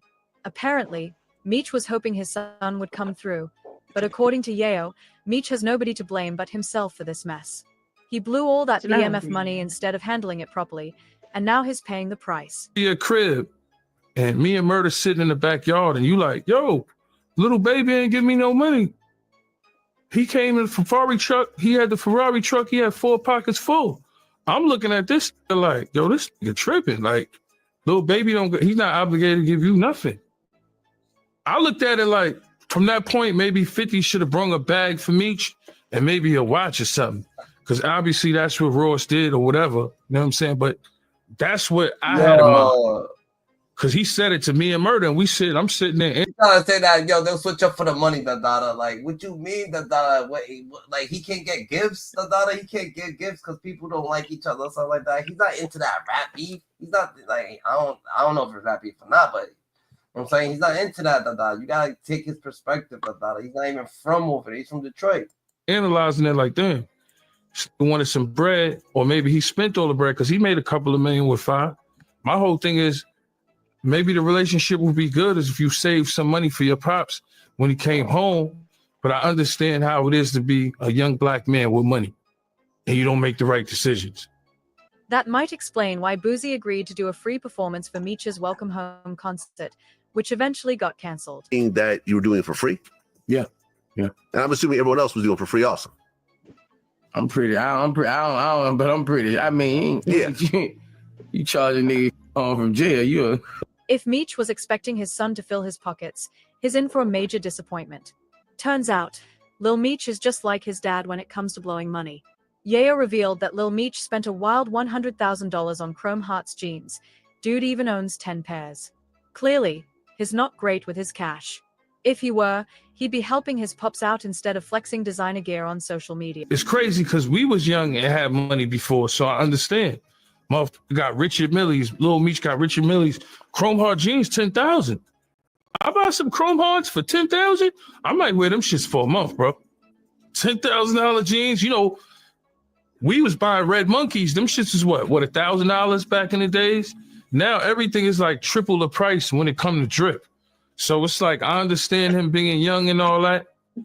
You gotta think when you look at Lil Meech, no disrespect to him, but you hanging in Atlanta with Dugga and Gunna and the niggas at that point, them niggas got super bread. So even if you make 4 million, 3 million, you made a couple of million, whatever you made, I don't know the numbers exactly. The money that they making that in a couple of months. Or for touring and streaming and all that, you acting. So I think him being in Atlanta, I think that shit, I don't know, that Atlanta, you know, shout out to Magic City, the ladies, man, and all them clubs out there. That is a good way to spend. Fans remember back in 2023 when Lil Meech made waves for spending $500,000 on a BMF chain. When he appeared on GQ's On the Rocks series, he proudly flaunted the pricey bling, making it clear he had no problem flexing his wealth. You did my new BMF piece. My old BMF pieces I don't have no more. Elliot charged me $200,000 just for this Cuban. This Cuban is like 1,100 grams. It's chunky, real big. I really can't have this on for longer than 3-4 hours. My neck started. The lock say Eliante on it. You know, say his name, his signature. They got the 3 big burgers on each side. So ain't no regular Cuban. You know, you might find a regular Cuban for 50 or for 100 maybe. You just said after that majorly, da. But at the end of the day, I got the BMF members ain't saying that, da. BMF ain't really saying that, da. They're not taking initiative for who 50 Cent is, da. You know what I'm saying? They're not. The BMF members, they saying something totally different, bro. The rest of that shit was bullshit. Nigga, you better get a little dark on your motherfucker. Or A or Chef or somebody. I got listening to that shit. That relevancy, man. I went to go get Cash Doll on the fuck up, nigga. Shit. She supposed to be on that bitch, because without that bitch, you ain't gonna have no show, nigga. They get contact of Malice shit, da, or Pop Smoke being dead, da. Like Pop Smoke should have been fucking. That's why I'm about to close it, man. They getting contact off our people. They getting money off our people, and they trying to do it like Meech. Nigga, Meech made them people millionaires, not you, nigga. You made them niggas thousandaires, and you talking about the little millions you spent, nigga. So we know you would never give a nigga no millions, dog. Shit, I know for a fact, nigga, in these streets, boy, the niggas taking care of they together, nigga. Matter of fact, if you go too far where you from, nigga, over there by his streets, nigga, over there on Moraine, Moros, nigga, Whittier, nigga. If you ain't with them, nigga, it kind of look like you're hurting. So all that shit, Nigga, they don't even make sense because Tony Yayo nigga got a fucked up ass passport chain. That shit ain't even on the level of none of these guys. Nigga, these niggas got baguettes, 30 pointers, 60 pointers, 90 pointers. We So can you really talk saying that? about this. So you saying there's niggas with no names that's doing better than what the fuck 50 Cent rappers is doing? These niggas is just block niggas. Outside right now, you go outside. Them niggas just pulling On the up. floor. Them niggas got more shit than Tony Yayo got. Tony Yayo happy to get a couple $100,000 overseas, and he got to be there half the year for that shit. These niggas out here talking and walking it. But like how we said, bro, it probably will never be that shit again. But I ain't talking about Meech, man. I'm talking about what the fuck going on right here. Shit, them niggas trying to make it seem like shit. Niggas. All right, bet. You said Sean G. You've been saying Sean G was full of lies, Dada. You know what I'm saying? We about to educate the lies that he has been telling the Dada, but you've been saying this shit. You know what I'm saying? What made you so aware that this nigga was bullshit, the Dada, and Cuffy was into bullshit, the Dada, and you actually know Blue Da Vinci, Southwest T, Big Meech, and all these people, the Dada, so you certified the Dada. So what made you did you just learn his demeanor, or you read the paperwork and you knew this nigga was full of shit? Yeah, this shit old, man. This shit ain't nothing new. So, like, the whole thing is, if we was going to 50 scenario, that's the whole thing. If, because it ain't really his scenario, because you got real life. But it's Cuffy scenario and Sean G scenario, 50 Cent scenario, it's all the same shit. But these niggas actually been pushing it way before 50. You know what I'm saying? So, you've been saying that. Split it like this, bro. I can split it like this. You know, Cuffy, you been said it, so we're just gonna put it like this. What the fuck you was doing with Tammy trying to make BMF movie? Right. It's then the same thing with 50, nigga. Why you was doing that shit with Tammy? So you can't put this shit on your boy, nigga. Put this shit on your back, man. Know what the fuck going on. Yo, Cuffy said that he told Tammy to get Big Meech to give her the rights. So like he requested that. So what Big Meech did it to fuck with Cuffy? Oh yeah, I gave you the rights to fuck with Cuffy. Because he said that he asked Tammy. The thing was to get Tammy to get Big Meech's rights. Man, this Big Meech family. This ain't no motherfucking CMF, nigga. This ain't no Cuffy Mafia family, nigga. Shut the fuck up with that dumb shit, Cuffy. Ain't no that Black Mafia shit came from the government. You heard the white boy right here on this show. He said he never heard of BMF. Nigga, it's something called DFB, nigga. Death Before Dishonor, nigga. Big Meech family, nigga. That shit got out of hand back in them days. Like I said, me said it probably never be that shit again. It probably ain't. But like what they did show us, see, like this one thing 50 Cent and them niggas got fucked up, man. 50 Cent got this shit fucked up. We come from Blade Icewood, Street Lord Wines, nigga. Tough Towns, nigga. We come from real street niggas that already been rapping. Them niggas never was famous, but half them niggas was rich well before the fucking internet. Like, nigga, these same rappers, nigga, they didn't need no 50 Cent. Them niggas who I'm naming, like Blade Icewood, Street Lords, these niggas had tracks with Birdman. These niggas had tracks with Jay-Z. Nigga, you can go look it up. This was before YouTube. These niggas was real life millionaires. So it's like one thing that BMF showed us is we can get money together and we can keep getting money. That's why you see us keep getting money. You don't see us stop on the money hole. You feel me? A lot of motherfuckers, they get to beefing with niggas and they ain't getting no money. They get to killing motherfuckers and they ain't getting no money, nigga. Shit, I would have did 100,000 there and had $300 in my pocket with 10 bodies, man. You gotta know the real, not the false. So 50 Cent told 42 Doug to go get his 100 stacks back. He should have gave it to his boys. That he should have. That boy is something I don't even want to speak on, but whatever that nigga and them niggas taking care of him, man, you gotta make sure you know them niggas. If you know that nigga daddy, you know what the fuck his daddy on. Don't talk about this shit. His daddy ain't. Your pain in the butt, brother, is about to come back up here. Facts. I bet. So Sean G be spreading the fucking lies. We gonna go through the lies this nigga been spreading. And we gonna get into it. Fuck it. Sit tight and listen to the lies in his. Yo, Eastland, keep stand on business, nigga. Stand on business for BMS, you heard? Like, so Eastland was standing on business, and then the Inglewood. You know what I'm saying? Eastland's definitely standing on business, BMF member, That's a fact, But it was Inglewood dude, and he was talking different. I don't think he can handle the heat. No, that dude can handle the heat. A whole motherfucking 848B with 30 years. That's the first in FBI federal history, my nigga. That ain't never happened because of the crime, bro. The crime is gonna send you to the United States prison, bro. It ain't got shit to do with the crime. What is the USP? What is that? What is he never United States Prison. Atlanta, Lompoc. USP stands for United States Prison. That's where all the big boys go. All the rats go to Lowe's and Caps and shit like that because they can't be around all that shit. Right where this dude lived at the whole time. Yo, Eastland. You wanna elaborate on that? Yeah, I'm with him.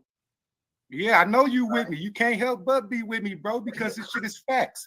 All you gotta do is pull up the B element, bro. It's in black and white. It tells you how and what you get this motherfucker for. It's special. It's not for regular people. And these are not regular people we talking about. So if you're not regular, you gotta drink that soup that come with that.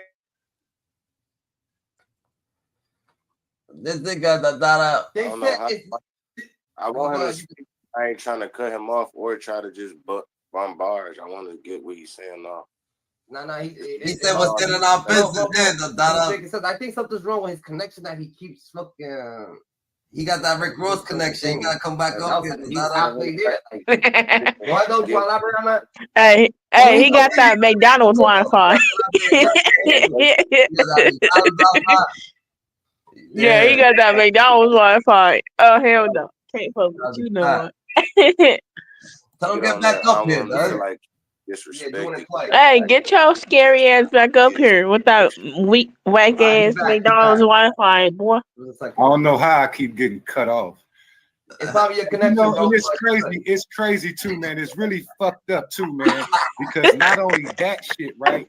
So if you look at all of this other shit, right? So you look at this category. You know a lot of BMF members is listening too, so that's good. Yeah, it's all good. I'm happy. I'm happy they listening because they need to be listening. Because all of you niggas is complicit to this shit, my nigga. Because if you understand how this 848 shit go, you understand that it's a continuing series of events. Why they hate me so much though, Dada? Like, why the fuck is these niggas hating me so much, Dada? Why Meech got all this hatred going on, Dada? Like, it hit different, Dada. That's a fact. It ain't got shit to do with no individual nobody. That's why you can't just cop out to an 848. You cop out to an 848, you'll get a life sentence, my nigga. It ain't no deals unless you cooperate, bro. Period, point blank. You cooperate, you don't get natural life. You get the 30. Alpo did it. We seen it already live. Yeah, 50 Cent knew all of this shit was going on because 50 Cent watched the Supreme Team and all of them niggas in Queens go on trial for this 848. So why he's in Detroit? Why he's in Detroit people's business? He must be rubbing elbows with people who don't like. Just because Meech is from Detroit doesn't mean like everybody in Detroit likes him. Competition. That nigga's with the competition, huh? Ms. Green. That nigga's over there with the ops, with the competitions, and where's he doing, Dada? I don't think he knows what he's doing. Get life sentences. He know that nigga Meech was fucked up when he first started fucking with him, bro. He just kept this shit in the cut. And it's kind of ironic that Prince just get out, Gerald Prince just get out for the 848 after about 40 years. And now 50 just pop up with this shit. You don't think Gerald went and told that nigga them niggas is rats? It ain't no way out of it. Nigga, look at the statute. You don't need no paperwork. It's a criteria for this shit. Can I say what I'm not big, or is it period? Period. Go ahead, you can speak. Yeah, go ahead, bro. All right. You had put Southwest T in it, right? He said Southwest T ain't got nothing to do with it. He got pushed off the line because wait. That's a pushed off the line because he couldn't explain how he got 30 years for an 848. All right, let me explain something to you. Him and Meech's case was different. They had separate trials, my nigga. That don't got nothing to do with the 848, bro. That's something to do. Listen to me, bro. I heard what you said. Wait. That had nothing to do with an 848, bro. See, all of those are separate conspiracies that makes up the continuing series of the continuing criminal enterprise. Listen, I'm trying to ask you a question. He understands all that. Just let him speak. Okay. Okay. You got hectic right now. How many of your niggas did that shit in your niggas did that shit around Trump party? But you know so much. But hold on. Listen, bro. They've been there since '89, bro. I got 3 questions. I want you to let him finish. Then you answer. I'm gonna answer it for you. All right, let me get the third one.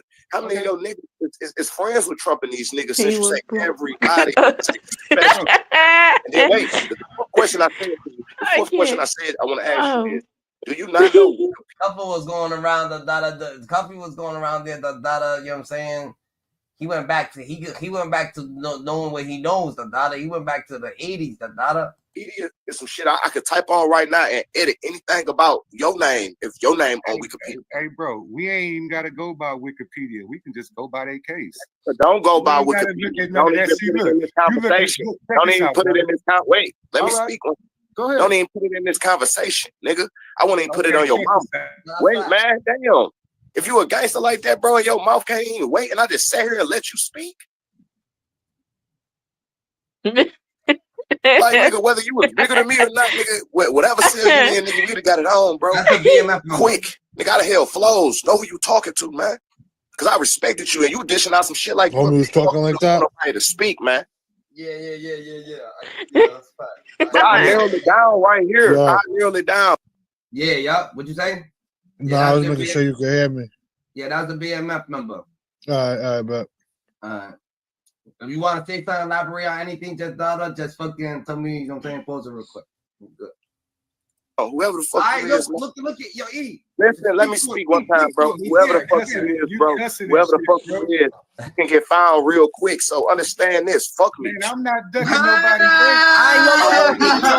He ain't playing the BMF never said it on business. He said you can get found real quick. Playing the Trump, nigga. You from where? Inglewood? They said they're on their way to LA. They said they're on their way to LA. Hold up. You heard that? Y'all get found real motherfucking quick. You heard? And location, man. We ain't gotta do it like that, nigga. I get you popping it, nigga. You popping it, my nigga. Yo, both y'all, but y'all both is muted. Give me a second, bro. I need y'all niggas to be met. Yo, let him speak, rapper, and then when he's done speaking, he's gonna tell you good, and you speak, bro. That's it, all right? We grown. We don't need this fucking little girl shit, bro. Right? You feel me? I know this is an emotional thing, bro, and I'm not even gonna get emotional with you because I don't care. I understand, bro. Trust me. I understand your plight, bro. Trust me, man. Trust me. I know. Putting something. Listen, bro. I know this kind of shit is heavy. Man, I lost you one, dog. When you got I ain't gonna lie. I just have to walk away from this nigga like you in real life, bro. Nah, he thought no, he's getting out of his shit because he's like, nigga, I know you hurt right now because your boy, because we saying your boy, he thought so different. No, hold on. Rapper, please give him the floor. Hold on, I'm muting so people can get their point across. Rapper, stay here. Do not leave. None of y'all niggas get emotional. Stop acting like girl. Let's get right, bro. Right. All right. Exactly. Go ahead. Talking about right, man. Okay, so you can't check the fuck out, up. Bro. You sound like your mama in the house. Hold up, we got the paperwork. We have the paperwork. Breaking news. Alert. We have the paperwork and the paperwork is on sent. The paperwork just got sent in. Thank you for sending it. Yo, viewers, subscribe, like, comment, subscribe. Y'all appreciate everybody here. Y'all the most realest of data for real. We keep it real with y'all. You in the elevator, who's elevator, God's elevator. We're building our pyramids, 2025 pyramids. We doing our Millie Man March right here on YouTube. Conducting ourselves the most righteous. Go look. They send us the most righteous shit. They said, yo, this is the paperwork. So a segment of the paperwork will be coming out. We're about to get to the paperwork. And Cuffy, he be lying himself. Cuffy been coming up with these lies himself, GG. That's a fact. Before anything, we're gonna stay more aware before anything. That's a fact. We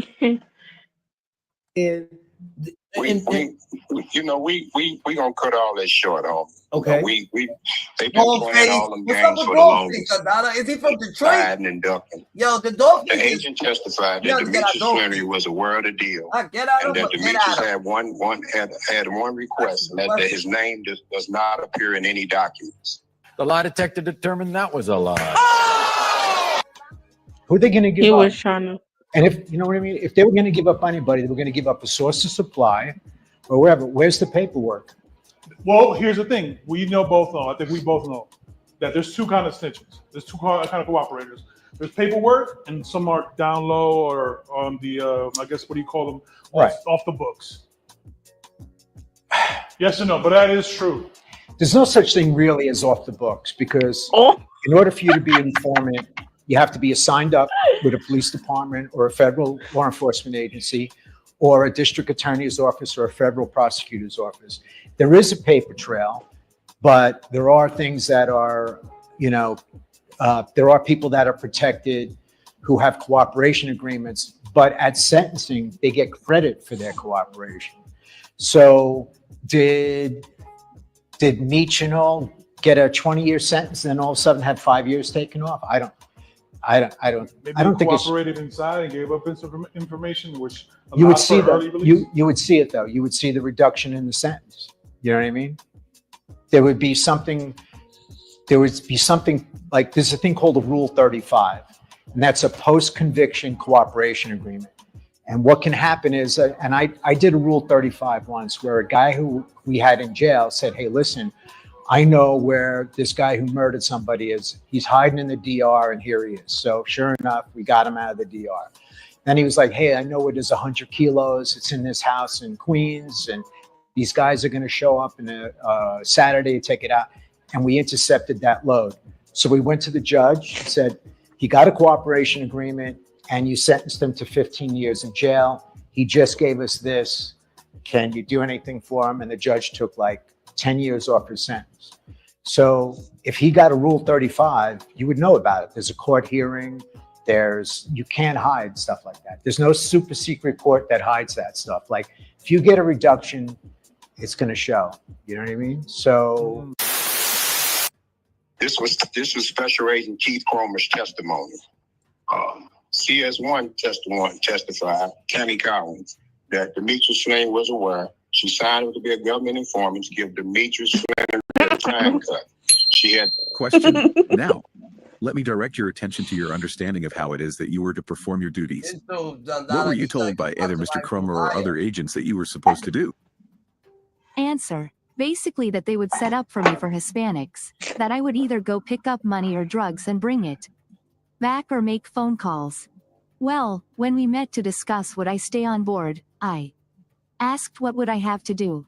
And I was told just what I just advised you in regards to the Hispanics. And that's when I said okay.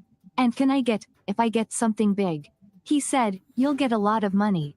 And I said, can I get Demetrius Flannery's time cut? And he said, we can work on that.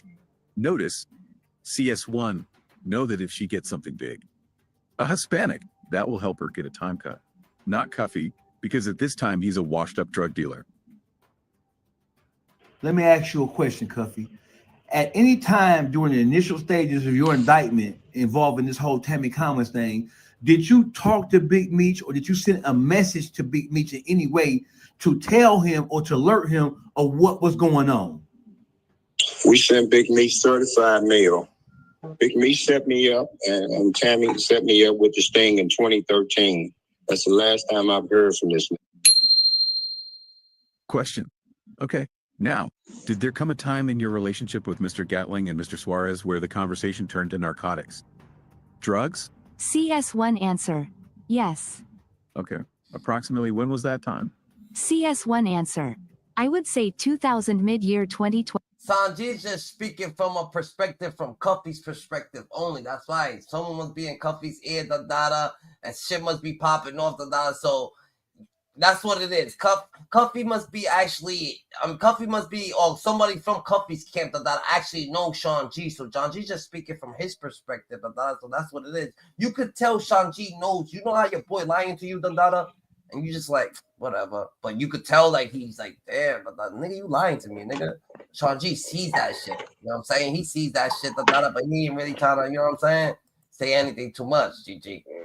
12. Okay, so according to the paperwork, Tammy was dealing with Fidel and Cuffy in 2012. So why is Cuffy talking about he was in a sting in 2013? Sounds like dude just making shit up. How can you explain this shit? So I never came out until 2018, until I got black and white. What's goody, Kevin? What you want, GG? What's poppin' with you? Right. See, I never knew this nigga roll. I never knew this nigga Bro, until 2018, to the Franks hearing. The transcript of the Franks hearing has been available since October 17th, 2016. Why Cuffy is saying he didn't have any paperwork until 2018 doesn't make any sense. We feel like he makes mistakes about dates on purpose to throw people off the trail. Yeah, Dollface is different. I don't know what's up with Dollface, but he did. But he's in Michigan, but I don't know why I don't know what's up with him. Someone must have bullied him, or some shit. That must have what happened. Yep. Some Detroit niggas must have been on his heels, He hate Detroit niggas or some shit. But the paperwork is available for all of us to see. And tell us what happened in Frank's hearing that really alerted you that Big Meech had a hand in this. What happened? Well, CS1 Tammy Collins testified that she became a government informant to give the Meech Slinger a time cut. And we said, whoa. Shit, Tammy Collins probably is her name, She had to switch it now. So that ain't her name now, though. I'll tell you that much. That ain't her name now. Whoa. Once again, we caught Cuffy in a lie. Tammy was recruited to be an informant. She didn't seek out this position to solely get Big Meech a time cut. While being recruited to be an informant. Yeah, that's a fact. That's a fact, That's a fact. He's from Flint or something. He's from Flint, Michigan. She was told that her target marks would be Hispanics, not blacks. So as a benefit to being an informant, she asked, will she able to get Big Meech a time cut if she caught something big? And the agent said, we will have to see about that. Boy, that's some bullshit again, right there. The agents approached her. You She didn't approach them. Keep in mind, You're she blowing asked for my Big Meech top. time cut the same day they offered her the position. So there's no way Big Meech could have known about this conversation. So again, Cuffy is lying. See what I that's some tell you? bullshit right It's there? like I said, he need to go do his fucking homework again. Fact. Whose side is you on? Nah, he's saying Dogface needs to do his homework. He does, He needs to do his homework. That nigga's out there just spreading rumors. He don't know what he's talking about. What if one of them boys come after his ass, bro? He spread a rumor. What he gonna do? If they try to come for his family type shit, what he gonna do? That's offending. I'm just saying, you start rumors, shit to get deep and heated. Make you wanna, you feel me? Yeah, I hear it. I hear you, Dada. I started to come outside for a minute. That's a fact. You serious? So then she further testified that he was aware of the deal. Okay. At any time, did Mr. Flannery ask you to set up any drug transactions between Mr. Gatling and anyone? No. Was there any time, ma'am, during this period of time, that Mr. Flannery asked you to negotiate something, specifically between Fidel Suarez and Mr. Gatling? No. Yo, Kev, you want to come up? Nigga, pull up. GG, pull up. Dada. Same link. So, according to witness testimony, Big Meech didn't know anything about the deal.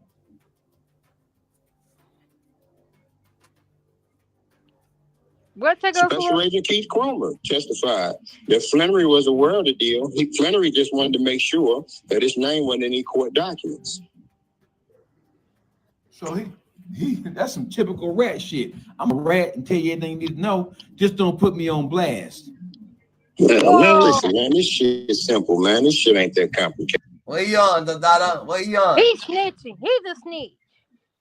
He's a snitch. The Dogface dude? Yeah, he's a snitch.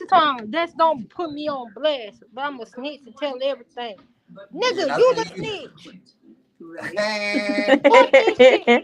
You the snitch. You snitching and everything, bro. And how you and how you got your hands on these paperwork? Cause that's against the federal law to get. Nah, that's public. That's public information, GG. Public information. That's federal. Okay, man. 2013 called me. Yo, bro, what up? Yo, check this out. I got some good people, man. Yo, I got to get off this joint. Holla at Tammy. Let's get it. So that's how it started, man.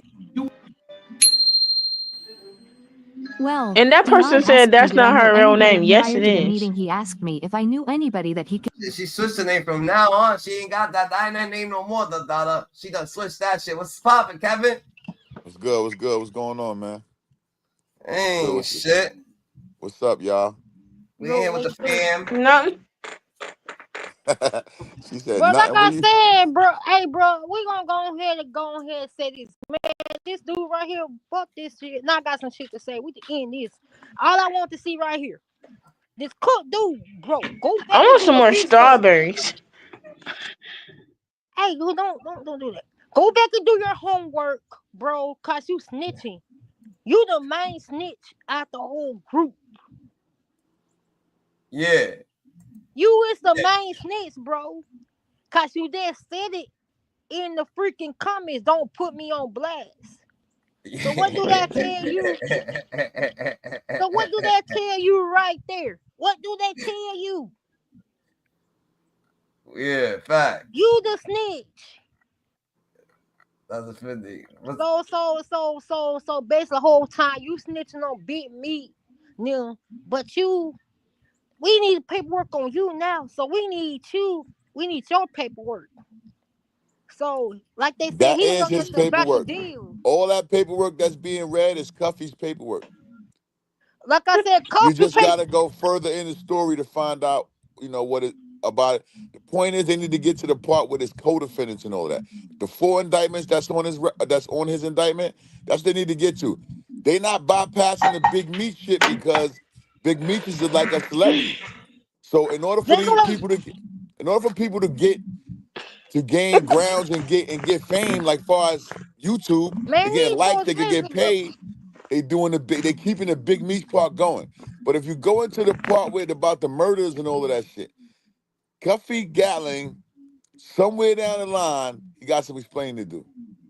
Hey, I think like this. He is the main source of the whole thing. I think he started the He whole didn't start the whole thing. but I If you think go he got back his from the part. beginning, Listen, I think he got his part and they paid him the money. they ain't. That's the way I feel. No, this is my opinion. I hear you. I'm I'm a not knocking YouTuber. you. This is my I'm opinion. just I'm not knocking you. They ain't paying him though.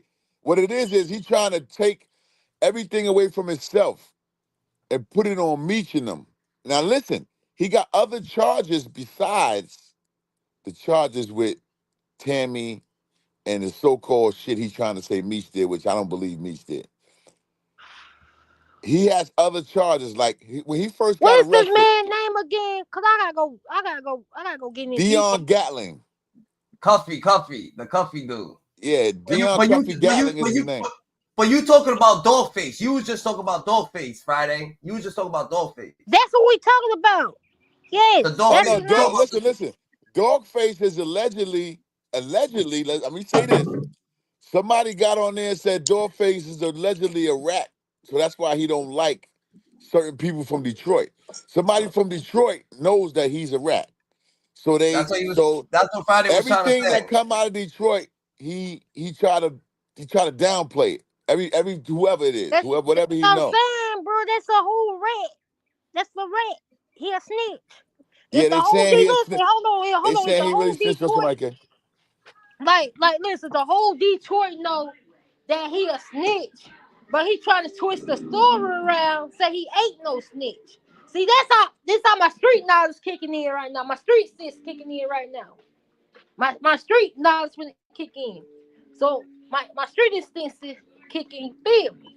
So this is what I want to say though. If people in Detroit know he a rat, but he said he ain't no rat, some see rats get stitches, bro. You feel me? You know what I'm saying? Yeah, fact. You go rat on somebody, bro. They check your paperwork, bro. It's your ass.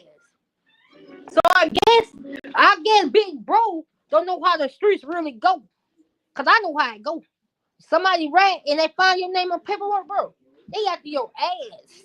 They owe your ass.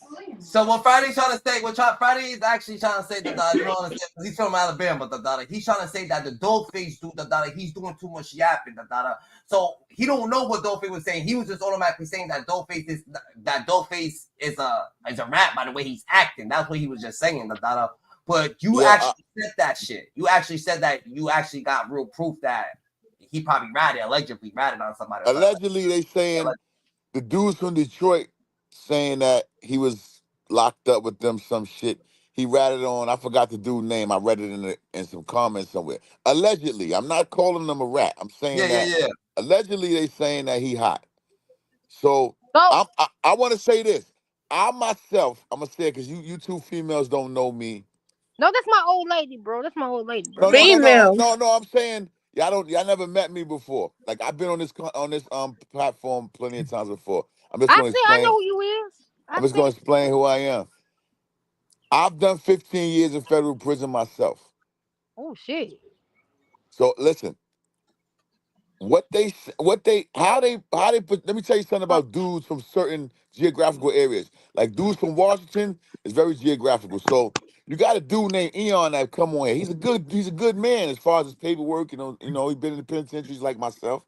You know, he's a good man, but he's very geographical. So he's pushing the envelope along with Sean G and all of them that Meech is a rat. Now, thinking institutionally wise, yeah, if I was how I was when I was in the institution, when I was in federal penitentiary, if this shit would have came across my plate, I would have said, yo, I don't want nothing to do with this motherfucker. Even now, if somebody asked me right now, if you had a chance to get with Big Meech and it had 35, 50, 60 keys, would you do business with Big Meech right now? No, I wouldn't. But listen, And I'm gonna tell you why. what I'm saying though, basically what I'm saying, bro, look, I got an uncle right now doing federal. I mean, he's federal. What's up, Spade 9? You feel me? Like I said, it's like this, bro. What I learned, bro, you learn for the OGs, bro. What I learned from my uncle, bro, before he got locked up to further prison, right now doing life in that bitch, can't get out that hole. See, what I learned is if somebody snitch, I'm from Alabama. My bad, I'm from Alabama. If you see your paperwork and you in the same cell, in a different cell, bro, they gotta beat the shit out your ass, bro. Something got to happen. Hold on, I'm gonna break that down to you from experience. I've been there, so I'm gonna tell you how it goes. My uncle doing life. It don't matter if your uncle was doing life for 3 weeks. If he in the federal penitentiary, I'm gonna show you how I go. I've done 15 years in the federal penitentiary. Where your uncle is right now. If he's in a USP, we're not talking about mediums and lows and camps. We're talking about a USP. If he's in a USP, I've been there. I'm telling you how I go. That's where he at right now, bro. Okay, listen. Okay, I understand. You don't gotta get. I'm just listening. How it goes is when you listen. When you first, where I've been. I'm gonna tell you where I've been. Lewisburg, Big Sandy, Coleman, Florida, Pollock. Listen, where I've been. What I'm trying to explain to you is this. When you first come off the bus and you go sit in the area with the lieutenant, it's a lieutenant, it's an SS lieutenant, it's a regular lieutenant, it's a compound officer, it's a few other people. The first thing they tell you is you make sure you get a knife. The second thing they tell you is if you know you can't go, don't go out here in this compound if you're a rapist, if you a rat, if you done anything in another institution and you feel like your other party you got into it with is here and they got strength in the numbers, don't go out here. First, another thing we're gonna tell you is you make sure you got to get you some protection. We can't protect you. They tell you this. We can't protect you at all. Why you think Stillface is like his intentions? Hold on, let me get back into what I was telling her. Let me get to that. And then boom, right? They give you what block you going to. Man, okay, anybody got comments on the hotline? Listen. Maurice Freeman, yes, that's SIS I'm talking about. Listen, when you go to they give you a block you going to, B block, C, whatever. B2 unit, you got BC, you got the gang. Listen, hold on, listen, slow down. I'm telling you where I've been at. I'm trying to give you the spiel on where your uncle is. You cutting me off. Just listen, I'm gonna give it to you.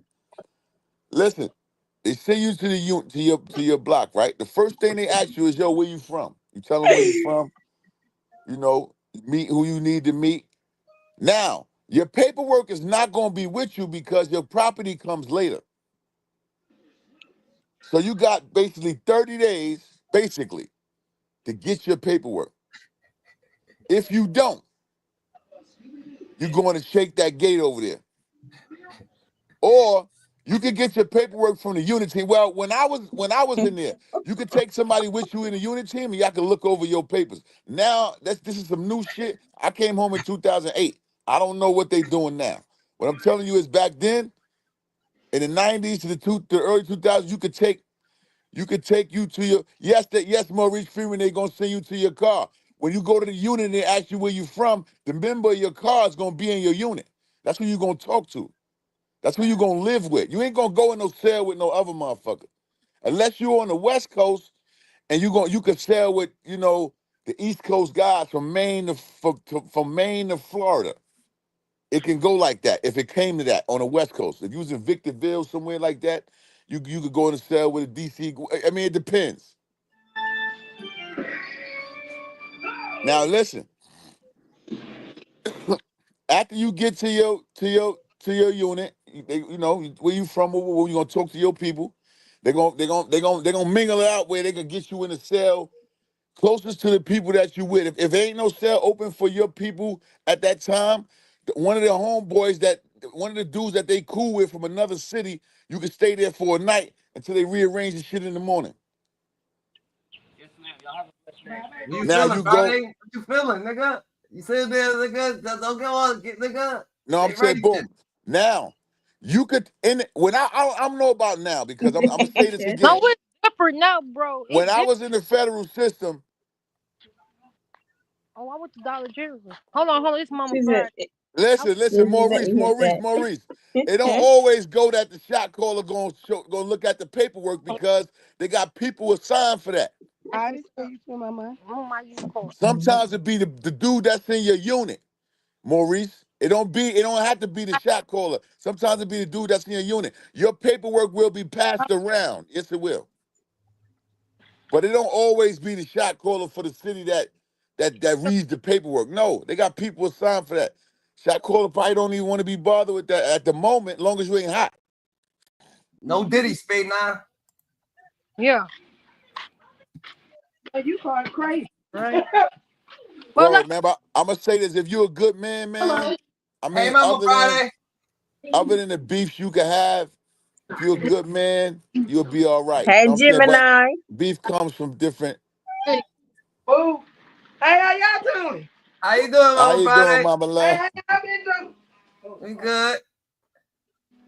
We getting this big Meech paperwork. You know what I'm saying? Evaluating it. Doing God's work. Yo, I wanna listen. How much? $18. And then how much you gonna cost? No, you good, Cap. What you saying? I know Spade 9. What you talking about? That's what took that Dollar General. My fault. I thought that was Maurice. Who you? What? Maurice ain't go. At Maurice is Spade not 9. even up Maurice ain't gonna here. play with who? Hold on, y'all. I'll be She right talked about Maurice. Yeah, but who Maurice gonna? What she mean? Maurice ain't gonna play with me. What she talking about? We standing on business. We're standing on business. Yo, I just believe this. I want to say this, right? Hey, Maurice Freeman. Yes, the paperwork will get to the shot caller of the car if he doesn't have somebody assigned that's reliable to read it. And you know, by the time before it gets to him, if he don't want to see it, then it's all right. He got somebody assigned reliable to read it. But the shot caller does read the paperwork. That's a fact. Okay, Spade 9. Hey, listen, Spade 9. Nobody ain't got to play with me, man. I speak from facts, man. I put my name, numbers, everything up here numerous times on every platform I'm on. This is my real name I'm under. I put my real name I'm under because I'm a real motherfucker. I don't do no faking, no talking about something I don't know about. Like it's a lot of dudes up here that get up here and be geographical too. Like they've been there. They've been to the penitentiary. They've been everywhere. But they up here geographical, like they got a vendetta against Big Meech because he had a fight with their homeboys in Jessup, Georgia. You understand what I'm saying? And a medium. And they getting up here saying, oh, he a Oh. rat because this. And you can't do that. Like, you got to go with the facts. The thing is this.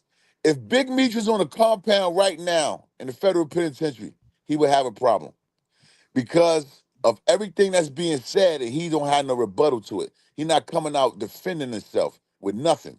You understand what I'm saying? But I understand his point because he's in a halfway house. He don't want to say certain things. I guess he feel like, I don't know, because I don't think he could be recharged again. I think he feel like if he say the wrong thing, that they might fuck with him with all of this, because this is a big topic. The government, everybody watching this shit. Fact. This shit is a big topic right here. But you got geographical people that, like, I'm gonna say this, Washington, D.C. dudes, they're very geographical. Now, I know some great men from Washington, D.C. I've been with them. They got love. God bless one of them, man. One of the top dogs, man, from out there. Mario, man, we was in Hollywood together. That's a great dude. He died, man. He got killed in the system. Great man. He wasn't on no real geographical time. He was on man time. If you a man, you stand strong on what you believe and all that shit. He with you. You understand what I'm saying? Or not saying he with you, but y'all cool. You know what I'm saying? I met him through my older dude who I got money with in the street back in the days. He was in Alabama when I got there, named T-Rock. God bless him. He dead too. That's how I met Mario. Him and Mario was crazy tight. And I was shocked because of what I was hearing about the DC car and seeing my man. But my old head What you was a hearing? strong motherfucker. So Mario fuck with him. And the DC dudes fuck with him through Mario. DC don't have a shot caller, but Mario was a big influence to DC at that time. Like, they basically, if he said something, it went. So basically, if you wanted to say they had a shot caller in Allenwood, he would have been that name. Like, he had a lot of respect in the whole jail. So is it what is it about the DC car? Because they be saying something about like the DC car be a lot of gay niggas in there. Is that true? Wait. Let me break this down to y'all. I was hoping one of y'all said that. I want to say this to y'all.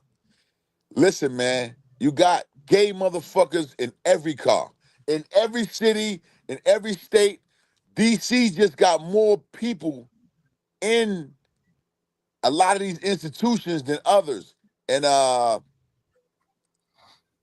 they got a bad name far as how things have been carried by the older prisons. We talking about from the 70s to the 80s. The new dudes now, they ain't on that gay shit. They ain't homos, and they ain't. I'm just, like I just said, you got gay motherfuckers from every city. It's just plain and simple like that. You got gay motherfuckers from every city, man. You got the older guys though from DC. Yeah, they did a lot of shit. You know what I'm saying, before any of our time. I'm just saying, why would they mention DC all the time? Because they mention me. Because DC is listen. DC got that label on them from prior things that have happened in the federal system or even in their state system, Lawton. They got a lot of shit. Like, I know some dudes that was in Lawton that's from Brooklyn. So they try to say that 50 Cent brought the warehouse that owns Big Meech house, and Big Meech got 50 Cent bought what? Brought the warehouse, a warehouse thing, and it owns Big Meech, the house that Big Meech is in right now in Miami. That he owns that house. Well, Meech is in a halfway house, so I heard that kind of shit too. That 50 might own the halfway house, but listen to what I'm saying. So you might have bought it, whatever the case may be. Meech still don't got an answer to him because he owns that halfway house. He got answers to the federal government. 50 ain't got nothing to do with it. The federal government is leasing the house that he's in. Let me see. If it's a halfway house, I think it's the crib. That he in. It's a halfway house. If it's a halfway house, that means the government owns it. Let's see right here. It ain't a 3/4 house. It's a halfway house for the federal prisoners. So the government rents the house from the owner, whoever. Just like every federal jail, the federal government don't own no jail in no city. They rent it from the state. That's why when you do a crime in the jail, you get charged by the state if it's an outside case. The government don't charge you. Right here. Let's see what they say. What up, guys? DJ White is back again with another episode. Oh Today we are yeah, talking the about halfway house. So it's a halfway house. Yeah, it is. I'm telling you, man. Yeah. I'm telling you what I know, man. I've been there. I've been through all of that. How the fuck you do that? How the fuck? But what would you do? Listen, when you what come kind of sense home, would right? that even make? Yeah, facts. What kind of sense would that even make? Oh, that Who was the a hell joke. said somebody? You don't pay no motherfucking rent in no halfway house.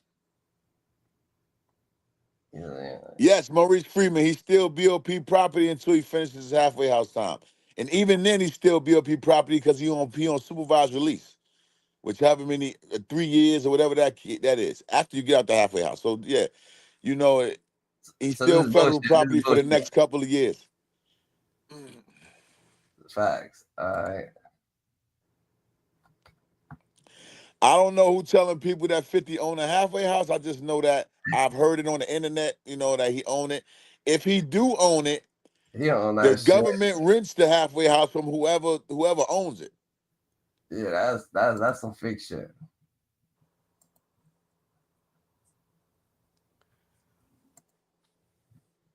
They still on this coffee shit. All right, listen, this is what I'm saying. You see what you just put up there? Yeah. This is the part we want to hear. We forget about all this big Meech and all this shit, because this is allegedly, man. We want to hear about the murder for hires committed by those two brothers, co-defendant 2 and co-defendant 3. We want to hear that. We don't want to give it like all this big Meech shit is a hearsay. There's nothing in this paperwork to say that Big Meech set up Cuffy. Now listen, from the very beginning, it would look that way because this girl was already an informant, and then she went and he called us, she called him, and and Meech supposedly hooked up the deal for him, Suarez, and her to get together. But what I'm saying is, Meech could have been just trying to get some money in this whole ordeal. It don't mean he didn't have to tell on nobody. What do you know mean what I'm money? saying? How was he getting money? Because he could have been setting up the deal between Gatling and Suarez for his own gain too. If that was the case. You know what I'm saying? If that was the case, I don't know. But I'm just saying that people on here saying that he a rat. On jail terms, right? Meech wouldn't be able to be on no compound with all this shit going on if it came to the compound. Bro, we went through all the guidelines that got his time cunts. We already went past. We went through all that. They talking about Cuffy. They ain't talking about Meech. We know that Meech on his own paperwork he is not hot. He's a good man. All right. So but Cuffy, on the other hand, how did those two murder for hires and one on a government informant turn into a 924C and a 924J of the guns that was used for the murders, but you don't get charged with the murder? Something is wrong here. So you want to go do this shit? See, Sean G and them, they going on what's popular about the case. They not going all the way into the whole case where all of the other stuff is coming out with the co-defendants. They staying on the Big Meech part because that's the way they eat and they getting their views and their money off of that. You understand what I'm saying? And then he going on other people. And another thing about Sean G, I just want to say this. Sean G is a guy who was a white-collar criminal. He did like 16 months. He was in Morgantown, which was a FCI then with no fence, and it's a camp now. It's a camp now. So listen. He said he's a white-collar criminal? Yeah, man, he did some fucking tax fraud. That's white-collar shit. That's nothing. For real? That's what he was locked for? That's what he was locked up for. No, I'm just saying, though. And I'm going to say this to you, man. A person that's never been put in a certain situation don't know what they would do when they get put in that situation. Everybody's the greatest, I won't do this and I won't do that. Shoulda, woulda, coulda is the greatest words you'll hear. And fighting, listen, shoulda, woulda, coulda is the greatest words you'll hear in fighting, in case, in jail time. whatever's detrimental to you, that could cause a problem for you in your life. Shoulda, woulda, coulda is the greatest words ever used. Sean G is on the internet speaking on this caliber of cases, these caliber of cases. Sean G is a white collar criminal who did 16 months in federal prison for tax fraud, meaning bogus taxes. He ain't Bro, got no you real was in, insight. He don't got no real insight on the but not case. saying he don't got no real insight, but I mean, the case you had, if you wasn't even facing you pled guilty and you wasn't facing 10 years.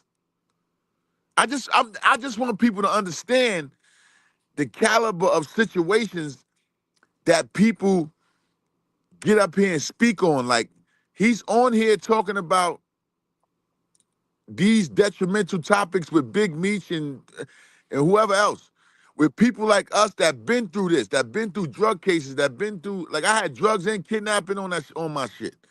Like, the thing is, this guy's on here talking, and he ain't never been. He's here for tax fraud, man. Like he said, his cousins told on him for tax fraud. Nigga, they told on you, and all you got is 16 months. Like, let's think about how we categorize people in certain situations. Let's not put people on pedestals and all that shit. Like, he on the internet now running around front. You're Sean G workout. Ooh. Nigga, you wasn't even in jail long enough to get your feet wet. Because you had to do county time before you got there. So if you only did 16 months, you was on the compound for what, 7 months? You understand what I'm saying? I hear it. So how? That's what I'm saying. Did he run into one of Cuffy's people though? He was in he was in Morgantown with one of Cuffy's people, which Morgantown was labeled back then. And when I was in federal prison, Morgantown FCI was labeled as a rat house. That's what it was labeled as. Sean G's not a rat, but Sean G could have been, Sean G, they know his record ain't shit, he ain't been through shit. They protected him sending him to Morgantown. There's nothing happening in there. Ain't nobody putting no work in there. Yeah. Now, don't get me wrong.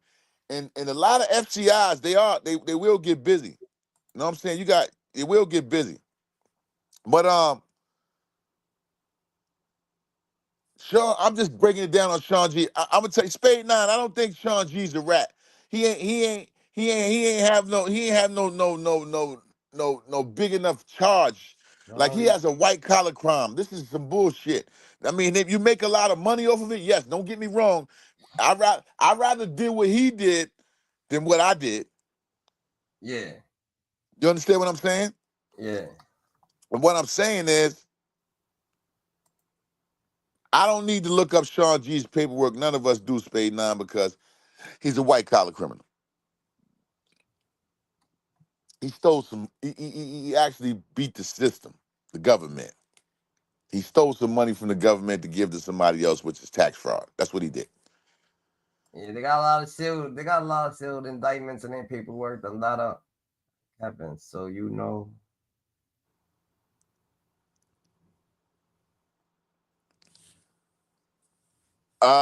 Yeah, Sean G got in contact with Chroma. I guess they watching on the internet too, man. People watch this shit. Old people. The government watching this shit too.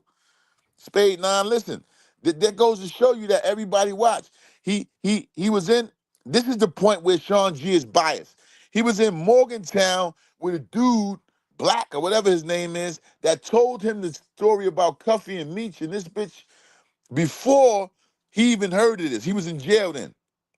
So what he doing now is taking what his man gave him, and now he got in contact with Cuffy and he got what he gave him, and now he's automatically biased against Meech. I want to say this. Yes, it looks bad for Meech right now, coming from a convict. Yes, it does. I'm gonna say this. Would I deal with Meech right now? No. Can I say that Meech is a rat? No, I can't, and I won't. What I'm saying is, if it came to me, I would not deal with Meech. They got a question for you. Right here. I got to run to the question. I say Sean G needs to address how he got in contact with Kroger in 48 hours, which I say. Spade 9, I'm gonna tell you this. Those people that are involved in this, they know there's money involved in this shit if all the truths come out, whatever the case may be. Do you think Kroger and all of them is not watching what's going on? Because this is such a big ordeal, big situation. They're watching this because they, this going to turn into something. I guess I really don't know, but I'm just saying from what is going on now. You got all different type of platforms talking about it. You got bias, whatever. You got, you got 50 Cent involved with it, shouting out people on the internet saying, we putting people's podcasts on his shit, talking about it. This is a big thing. So Kroger and those guys maybe do want to be involved with what,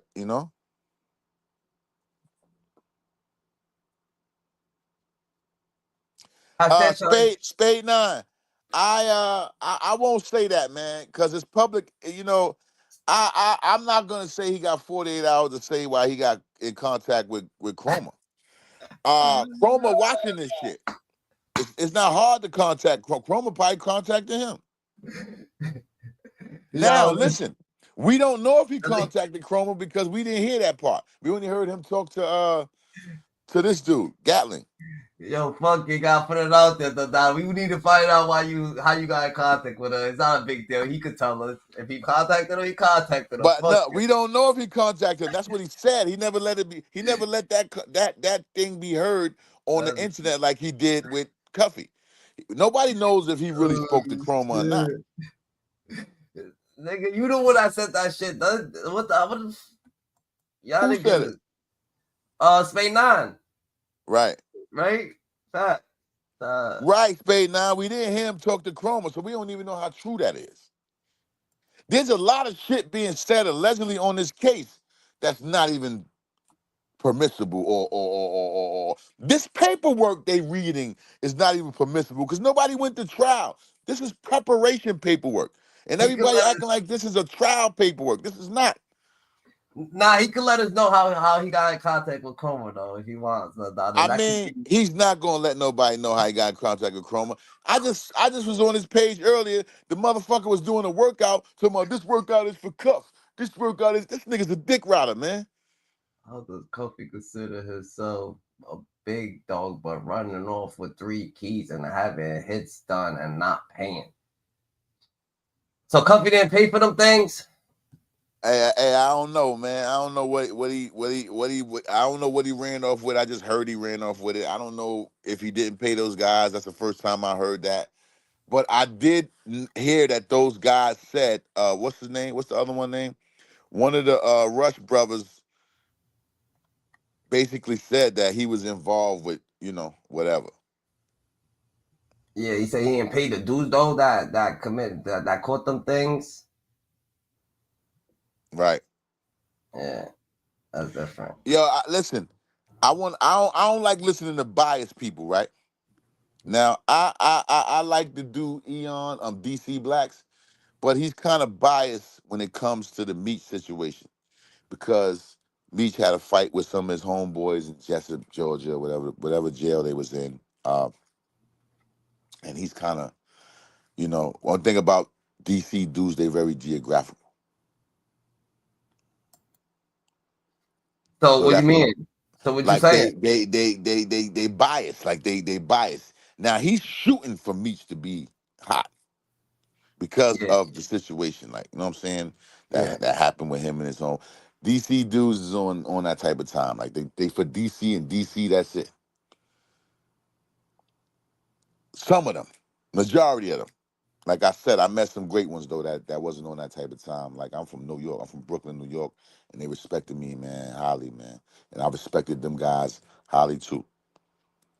So I know, but I know a lot of them is very geographical. We had dudes on compounds that, I mean, they fuck with me on account of who they man was. They man fuck with me.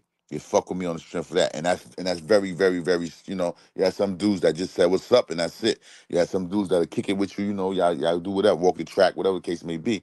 So you had other ones that only spoke to you because they homie speaking to you. And that's all right. You understand what I'm saying? There's nothing wrong with that. They want you to put out the flags, Dada. They want you to put out the flags, Dada. We need to put the red alert out, Dada. They want Shawnee right there to tell us how he got in contact with Chroma, Dada. That's what they are. Yeah, a lot of his paperwork is sealed, Dada. A lot of Cuffy's paperwork is sealed, GG. All of them, not just Cuffy, all of them. Oh, everybody on his indictment, a lot of their paperwork is sealed. So this is what I want to say. If we go back to when he first was arrested, and he had the shit on the news, I seen it on here. His complaint says he's indicted for murder for hire. His complaint says that. It says nothing about no 924C or 924J. We could care less. Hey, Spade, now let's not talk about Sean talking to Chroma right now. Let's talk about Cuffy. Let's talk about Cuffy having those. When he first got arrested, if you go and look at his complaint, it says, or his indictment, his indictment. He's indicted for murder. We gonna play it. We gonna play it out right here. This is it. He's indicted for murder. Sexual relationship. I think this is a French one. Timothy, Lamar, Andre was This is the magistrate judge. This is the actual complaint right here. This is the complaint. It's a magistrate judge complaint. It was one thing, but now being that 50 Cent and you see the BMF guys going back and forth, and we called that. We knew that was going to happen. But being that we see these guys going back and forth, 50 put it on his page, and now it's viral.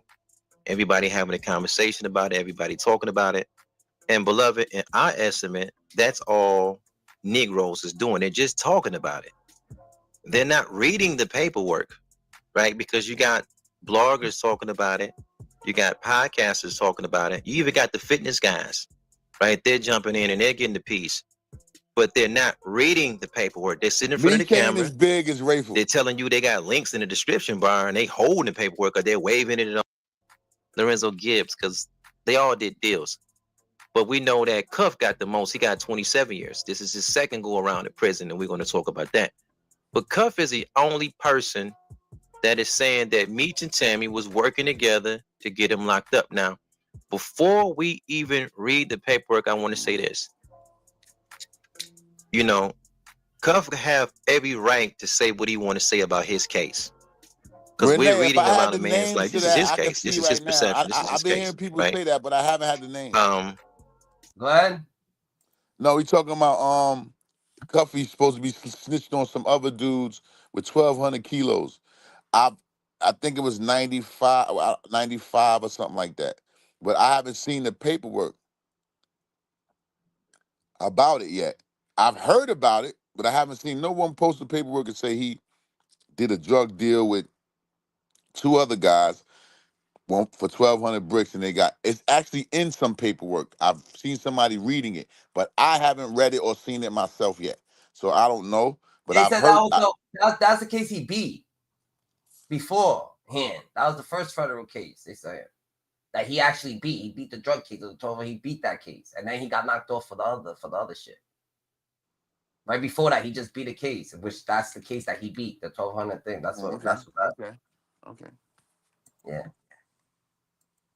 Cuff is saying that Meech is his unindicted co-conspirator, right? Okay. Blue is even saying that Blue said shit. He said that the original case was the United States government against Flannery, which is Meech, Cuff, and Suarez, but they took Meech's name off the case. Now, there's a lot of things popping up and a lot of things being said, but that's not in this 32-page paperwork. It's not in there. It's Blue not. Da Vinci is a rat. I even heard a dude I wouldn't online listen to nothing he say. Tammy got on the stand. You said Blue's a rat. You wouldn't listen to nothing he say? Let me say why. I want to put everybody like on to why. I want to put everybody on to how I know and why Blue Da Vinci is a rat. Let me explain something to y'all. All right. He went to do a proffer with the government, right? And he's saying that, I told the government what they already knew. One thing about the government, whatever somebody else told them before you, they're not going to tell you. Because they want to hear what you got to say. They don't care about what you know about the other people or not. You don't know what them people told you. So you went in there to snitch, even though you told something that they already knew, but you already fucking ratted. Them people don't tell you what the people before you said. So you went in there and just told them something. That's a rat. I don't give a fuck if somebody else told it before you or not. You didn't know that in the beginning. That's what I'm saying. So people that never been to the feds, that don't know, how certain shit go, this internet shit is very confusing to them. That's why every platform I go on, I break down the fucking shit of how it go, man. Because if you don't, you becoming a regular statistic like these other motherfuckers. Like, I'm gonna give you this. Even Sean G. Sean G had a white collar crime case. He don't know nothing about no motherfucking drugs. He don't even know the statutes, man. You understand what I'm saying? This is the thing, man. I know the statutes because I've been there. I fought a case myself. When they changed the sentencing guideline laws, I came home off of that law myself. You heard it, G? I challenged the crack to the cocaine to baking soda issue. I challenged that issue. I put in a motion for this issue. How can you call me a chemist when I can take baking soda, put it inside of a glass of water? If I got a sour belch, it can cure me. A chemist is when you put something together that's going to harm the body. So you putting something with something else that's going to harm the body. They call cocaine a pure form of a drug, even though it's not. That's why when you go to the jail, they give you something called a lab report. They take out everything that's inside the cocaine and they charge you with just the cocaine itself, whatever that adds up to. They said explain why Meech was fucking with Blue even after he called him a rat. I mean, I'm gonna tell you this right here.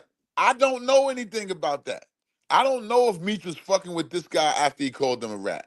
I don't know. I just know. I know that Blue Da Vinci's a rat, and I tell him in his face if he was up here.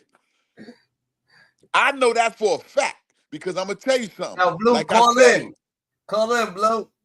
You know, they don't. First of all, I'm gonna tell you this. When the DEA or whatever come and get you from wherever you at, when they first try to catch you, we question you. We talking about agents. We're not even talking about the DEA who's over your case. We talking about the agents that come get you from wherever you at from the street. They ask you questions. Listen, everything they ask you is taped. It goes in your complaint. Now listen. If you answer any questions to those guys, they then take that back to the government, which is the DEA agent which is the DA, which is the prosecutor that's gonna prosecute your case. The prosecutor then say, you know what? This motherfucker's vulnerable. He was even talking to the agent. You understand what I'm saying? I'm hearing you. So now they target you. They call your ass down from the jail, whatever holdover facility you in. They call your ass down. They take you to the visiting room, whatever. Or they'll do it through court sessions. They call you like you going to court, you go see them motherfuckers. They got something called a judgment and conviction in the federal system, right? That tells you wherever you went, however many times you went there, from the day you got arrested by the agents in your house to when you went to jail, to whoever spoke to you, whoever you went to see when you went to court, whoever came to see you at the jail as far as criminal activity, whoever you went to see other than whoever else, all of that shit is there. However many times you went, who you went to see, why you went to see him, how you went to see him, all that shit. Blue had an 8-month time cut. I don't know what Blue had. I don't know what Blue got, because they could make Blue paperwork seem like whatever the fuck they want. This is what people don't understand. When you work for them, they could put anything in your paperwork. They could give you any kind of paperwork they want. All right, so if Meech been cut him off, Meech been cut him off. I was just reading a comment. No, I'm just saying, I don't know who cut who off and who. I'm just saying this. Blue Da Vinci's a rat, and you should never listen to nothing he got to say. He's like Tammy. Blue Da Vinci and Tammy is the same motherfuckers. Because let me tell y'all something about Blue Da Vinci. Blue Da Vinci disappeared off the internet for years. Now all of a sudden this shit is coming out. He come back like with a vengeance. Like, yeah, I told y'all. You told somebody what, you rat motherfucker? You ratted. So why you even on here talking? It's no conspiracy that you ratted. Like, we ain't gotta have no conspiracy theory that he ratted. We ain't gotta say, well, damn, this dude seemed right, man. Why Meech did this or why Meech? You understand what I'm saying? We gotta think about shit that could possibly not make him or make him. This guy, Blue Da Vinci, we ain't gotta do none of that. Motherfucker, you went to do a profit and you got on the internet and said it out your own mouth. That's the difference. That's a fact. That's a fact. That's a fact. Listen, man, Meech did not get no time cut for nothing. Meech got he got his reduction for the federal sentencing guidelines, which changed crack cocaine. At that time, when I came home, I believe it was 25-1. When I went to jail, 1 gram of crack was equivalent to 100 grams of cocaine. In 2008, they changed that to 25-1, 25.1 or 25.7 to 1 gram per every 1 gram of crack cocaine was equivalent to 25.1 grams of cocaine. But when I first went to jail, it was 100 grams of cocaine was equivalent to 1 gram of crack cocaine. You understand what I'm saying? You see the difference? It was giving niggas Now, when I went to jail, 50 grams or more was a mandatory minimum of 10 years, a maximum sentence of life. When I went to jail. Now I didn't do the breakdown category as far as the sentencing guidelines, none of that. So I don't really know the new guideline range for it or whatever the case may be. But I know this. I got a 2-point reduction. They couldn't even give me all my time because I had over 10 years in already. They couldn't give me all my time, so they didn't give me any halfway house time. They sent me straight home. From there, I went to my PO, which my supervised release started from that point on. I see my supervised release officer like a week later. They contacted me a week later. I didn't have nobody. I wasn't assigned any. They owed me, so they couldn't do nothing to me. Yeah, because the time that was reduced off my sentence was more than the time I had left to do in prison. So that, that's how I went with me. So let me tell you something. The reason, and that's why I say the things I say. You got guys that get up here and they have been in the federal system and they know the law, whatever the case may be, but they be biased towards other individuals from other places and shit like that.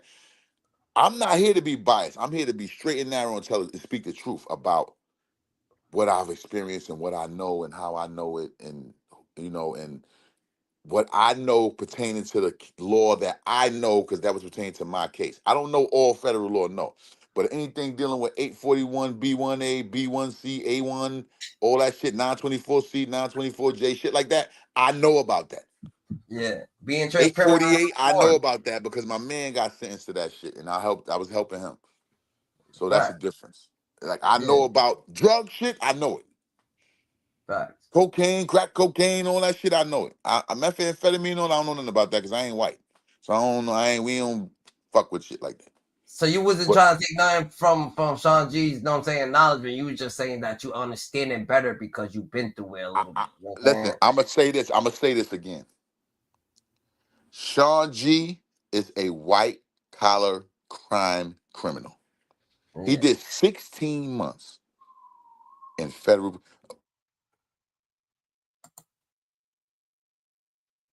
And she testified that she was working with Meech to roll on Cuff to get a time cut. Okay, sounds good. It's not in Pacer. It's not in Pacer, and I'm gonna put the Pacer screen up right now. Now there's some files that are sealed in Pacer, and there's some that you can read. That's not in there. Tammy got on the stage and stand and said that's not in there. Meech and Tammy working together, this whole third party cooperative shit, that's not in Pacer, and it's not in this 32-page paperwork. Now, if somebody is saying different, you ask them what page are they reading from and what paragraph. Because we're going to be reading the pages in the paragraph. We're not going to be pointing out to the screen saying, man, I got the link. The link is in the description. But no, we're just going to read it. Why would somebody, because this is what's really going on. This is crazy. People are talking about the paperwork. They're holding the paperwork. You can see it like, okay, that is it. I got the same copy. I got the same PDF. They're not cracking nothing open. They're not reading anything. They're just talking. They're giving you their point of view of what they just put the shit on the screen and just, I mean, like, you know, maybe all that is a different story for a different day. Let me just go over the timeline real quick, right? I just want to do that real quick. Meech and Cuff go back. They're both men of a certain age, right? I want to say that first. Meech is like 56 years old, and Cuff, I believe, he's also 56, right? They have known each other for 32 years. Yo, Sean G, they want to know, they want to know, how you got Chroma's phone number, They want to know, how you got Chroma's phone number, You got to stay real transparent, GG, you heard? This ain't somebody they have known each other for 32 years. And in fact, I go so far to say this. You know, when I first made a podcast about this, I didn't even know Puff. Pardon me, I didn't know Cuff. Like, I didn't. Tell him let's go. Bring Sean G up here, Bring Sean G up here, We need Sean G up here, Sean G, you got all access, to come on a platform, We can have a discussion, We can be transparent, We could agree to disagree, You know what I'm saying? Like, man, likes what you make it, GG, you know what I'm saying? We want to understand it, You heard? Let's get right, Sean G, we need you up here, Come up, You heard?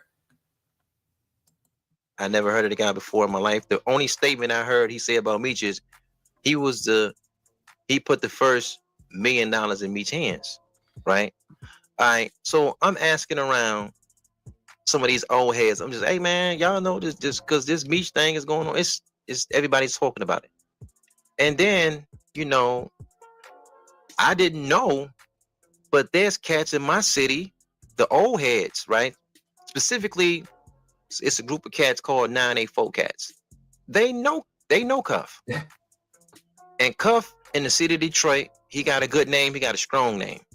They say, yo, dude is a stand-up guy. He's a real street guy. He is who he is. He's a good guy. Somebody call me. Yeah, you good, Yeah, I'm back. You good. Guy. This is from the neighborhoods. 984 guys, and in the city we may refer to these guys as like PA boys, like Puritan Avenue boys. But the 984 clique, you know, they got a sprinkle of not just PA guys. They got a sprinkle of schoolcraft boys in it. They got a sprinkle of cats from the mafia, right? Finkel mafia, that is. So these are official tissues. These are official paperwork for the 1200. For the 1200, I think for the 1200 thing. What paperwork? Not this right here. This ain't it? This is the paperwork that you showing right now. That's of his co-defense. That's his case that they reading now with Tammy or whoever. 900. She bought me that, Tammy.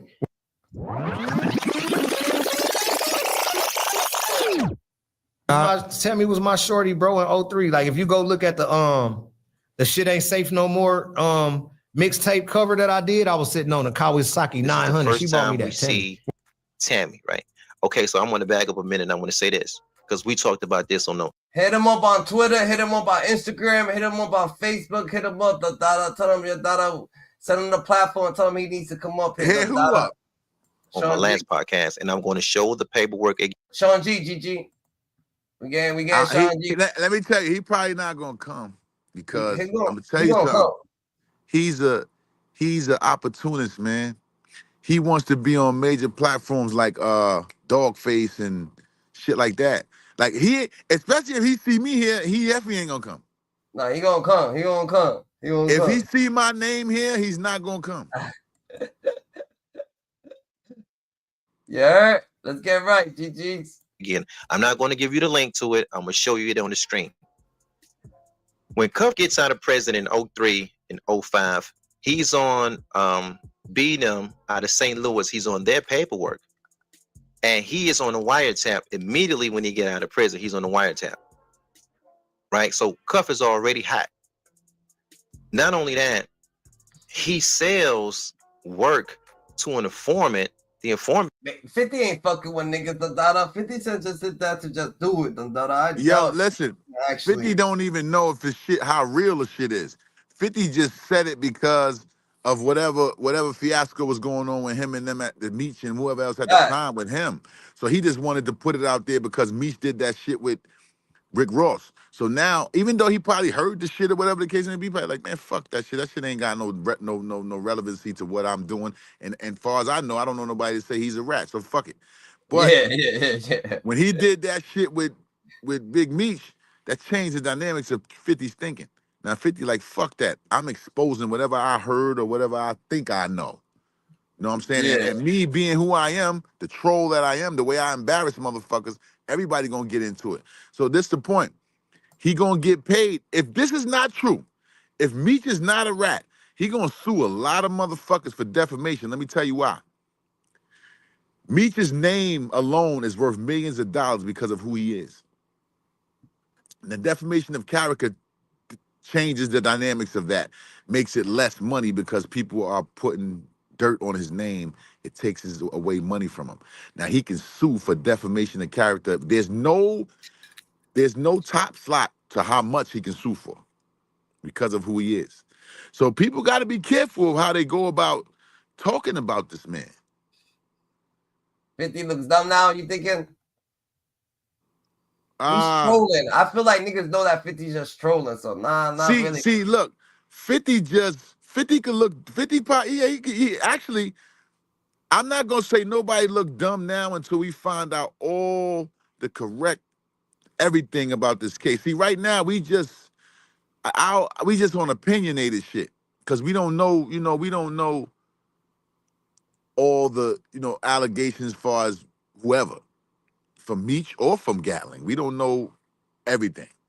We ain't in the court of law. We ain't no motherfucking prosecutors. We ain't no judge. We ain't none of that. There's certain paperwork you can't get.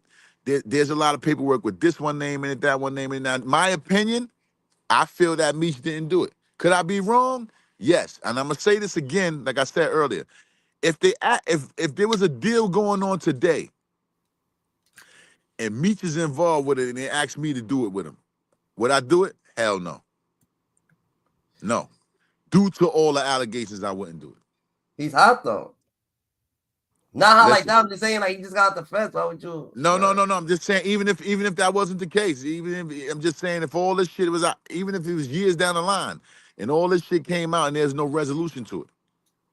So if Meech calls you tomorrow, you're not fucking with Meech. No. Tomorrow. I'm gonna say this: if Meech was on a compound with me, I'm not fucking with Meech. Meech got to clear his name up first. I don't care how I feel. Right is right, wrong is wrong. I want to be right when I say something.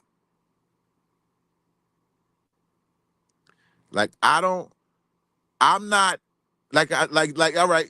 I'm not the motherfucking. I'm not the prosecutor. I'm not. But if someone listen, if I'm an honest man, if I'm a stand-up man, listen, if I'm a stand-up man, and this shit comes out pertaining to me, I'm going to defend my honor because my honor is all I got in the penitentiary. My name and my balls is all I got. I can't allow that slander to be out there. So that's why I'm saying to y'all, I would not fuck with Meech if I was on the compound and this shit happened and he didn't do nothing. I'm just being honest. Now, am I saying he's a rat? No. So will you am fuck I with saying? Cuffy? Hell no. I'm gonna fuck with none of them. I'm gonna listen. You got Sean G and these dudes talking about shout out to Cuff. There's paperwork that's out there that's very shady when it comes to Cuff too himself. I mean, come on. I mean, we're not talking about fuck the big Meech part and all that shit. We talking about the rest of it. There's more to Cuffy than just Big Meech and Tammy. There's way more to that than that. Yeah, that's the beginning. Tammy is the beginning. But he has more than just that. After they got the surveillance shit and all of that shit, the audio and get all of that, you know, they went and got a warrant and you know, and the judge passed it for them to get it. Yeah. There's a lot more to Cuffy's case than Meech. The problem here on the internet is everybody's focused on the Meech part because Meech is the household name. And that's what's gonna keep it going. You understand what I'm saying? That's why they're not going into all that other shit with the brothers and the other shit and that. They're not doing that because that shit ain't gonna sell. It's You gonna heard that sell Meech? now. You It's heard that gonna other sell Meech? now. You heard that Due other to Meech phone call, right? with with the dude 42 Doug and what's Nah, the nah, the other other one. The other I didn't one. hear that one. I didn't hear that one. Yeah, that's I didn't hear another that one. one.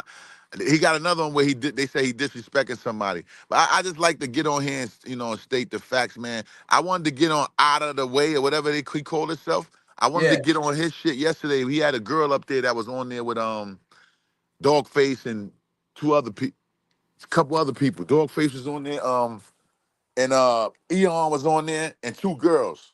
Yeah. And what Yeah, happened? they was, you know, and they was talking about it.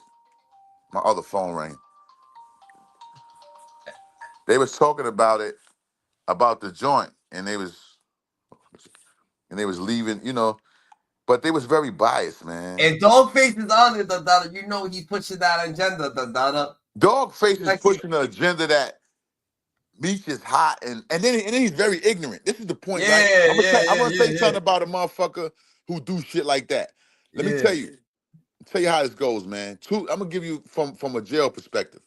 This is just common sense.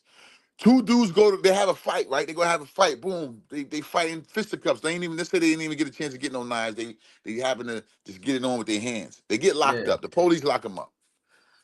They go see the DHO, which is the disciplinary hearing officer. They go see him, which is in the federal system. They talk to the DHO. One of them talked to the DHO and said this man started whatever. He tells on the guy about the fight. Then he in the hole now. He gets his DS time. He got 60 days, 90 days, 30 days, whatever it is. They switch you to the other side of the hole, which is called DS time, from administrative time in a box to DS time, disciplinary segregation. They send you over there. Now he done altered the motherfucking paperwork to make it seem like the guy that he had to fight with told on him, when all of reality he told on him. Now the guy that he did that shit to is being shipped out to jail. So basically, you're not gonna. This is the type of shit that goes on. People call people rats when it's not even real. In that scenario, we're not talking about, and that's a form of paperwork too, because if you get labeled, and all that shit is considered ratting. All that shit. If you go tell some shit and you ain't supposed, you know what I'm saying? Yeah. So that's what I'm saying to y'all, man. We gotta be able to differentiate the shit from these podcasters and shit like that. I don't give a fuck where you been. If you ain't gonna keep it real, you shouldn't be on these kind of platforms, man. Because you be biased. Like you got dudes that hate Meech and don't even know him because of the fact that the geographical shit with they members of they city and all that shit. Or you got dudes that know Cuffy that don't know nothing about this paperwork. They just know Cuffy. And they saying, well, book that. That's my homie. He ain't hot because he my homie. What? Paperwork gotta say what someone is. And there's more paperwork. I'm gonna keep saying this because I want people on other platforms to look at this shit. There's more paperwork than Meech and Tammy with Cuffy. When Cuffy first was arrested, and they had him on the news, he was arrested for murder for hire. Where did it go? Why is he not charged with it? I don't want to hear, oh, he was on death row. Show me the paperwork for that. Don't tell me what you want to tell me. Show it that it got changed. Show it that they changed the 924C and the 924G. Basically, he was saying for the guns that was used in the crimes or whatever. Show that. That's what I'm saying. I'm asking questions that I know is going to determine whether you told or not.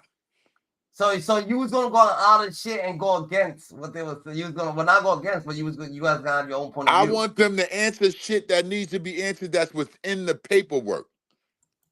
That's okay. it. Fuck all that throwing everybody off with Tammy and Meech and this and that and the third. Bruh, there's shit in your paperwork. Forget about the sealed shit we can't see. I'm talking about the shit that's not sealed. Yeah. Get to that. Like, let us know what's up with these murder for hires. When you was on the news, when the government was looking for you and they first locked you up, you was on the news. They said you was indicted for murder. They ain't saying nothing about no 924C. You was indicted for murder and drugs. They ain't even had no guns on there. So we want to know. Phone call right here. This is the second phone call. Finally break his silence, Dada. Big Meech breaks his silence, Dada. For all the people, Dada, who thought that Big Meech wasn't gonna break his silence, that thinking Big Meech was gonna stay quiet, Dada. Nah, he broke his silence, Dada. He's staying more weird than ever. Big Meech says he don't regret shit, Dada. He don't regret shit that he done in life. He ain't really talk about the case, though. He just talk about to the fullest, that he wanted to be a legend, that he became a legend, that his legacy is he already made his legacy. That life, that segment of his life's already over with, so he's gonna keep going up, and then this is how you post things, you know what I'm saying? This is how you post the thing. Even a quarter of the degree of legal understanding that you have now. Would you have done anything differently when you were running around? When I was running around in the street. Well, no, to be honest, that would mean to probably, I can't say to tone myself down or nothing like that, because then I wouldn't be being me. What you seen in me running around and doing everything the way I did it, that's the real me.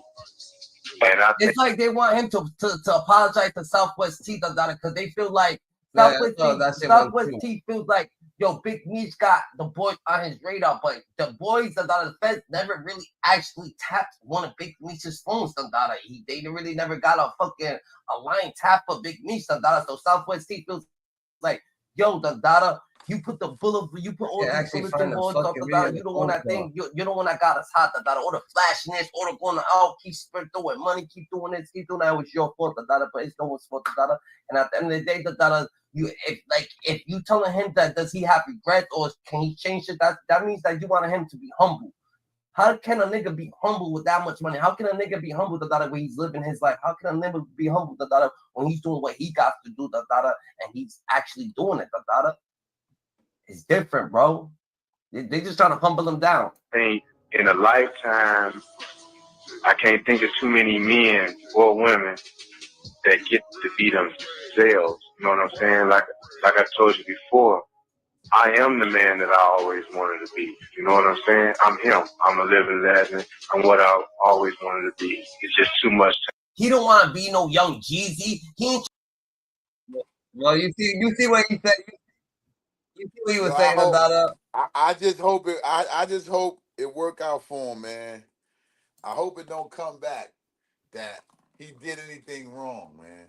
I hope not, man, because I'm with the underdog in every situation. I don't like the praise that people give people when they find out some news that could be false. So I'm actually not biased because of where I stand, but I'm actually kind of want him to be right. Know what I'm saying? Not saying I'm biased, because if he a ratty a rat, ain't nothing we can do about it. But I kind of want him to be right, because there's 1,000 million people that's running with this shit on YouTube waves, trying to get off and trying to push the Puffy Gatling shit, saying that he is this and he's that. You got very few of us that's saying, hold up. It's fucked up. Cuffy got some shit to answer to himself. We're not even talking about with all this Tammy and Meech shit. We're talking about his personal shit with his own co-defendants. That's not right. That's what we want to know. You can't be a rat and call somebody else a rat and think that it's okay. You understand what I'm saying? Like, you want to know how truthful you are. That's what we want to know, man. And the thing is this: you got people who on this shit only for views and likes and whatever else. They can really care less about the whole situation. Yeah, they don't give a fuck about slandering niggas. Me as the general that I am and the man that I am, yeah, I kind of care that a motherfucker that I ain't got to know you, that I like the scenarios of. Know what I'm saying? I like the way a motherfucker was moving or whatever. If he considered a rat, I don't like him no more. Facts. That's my point of view. I can care less about what everybody else think. I'm talking about for me personally. Like, okay, I wasn't Big Meech, but I was in the life. You know what I'm saying? I was in the life. I went to jail for selling drugs. Yeah. So of course, I feel kind of, I want him to win. I want him to be a stand-up motherfucker in this situation.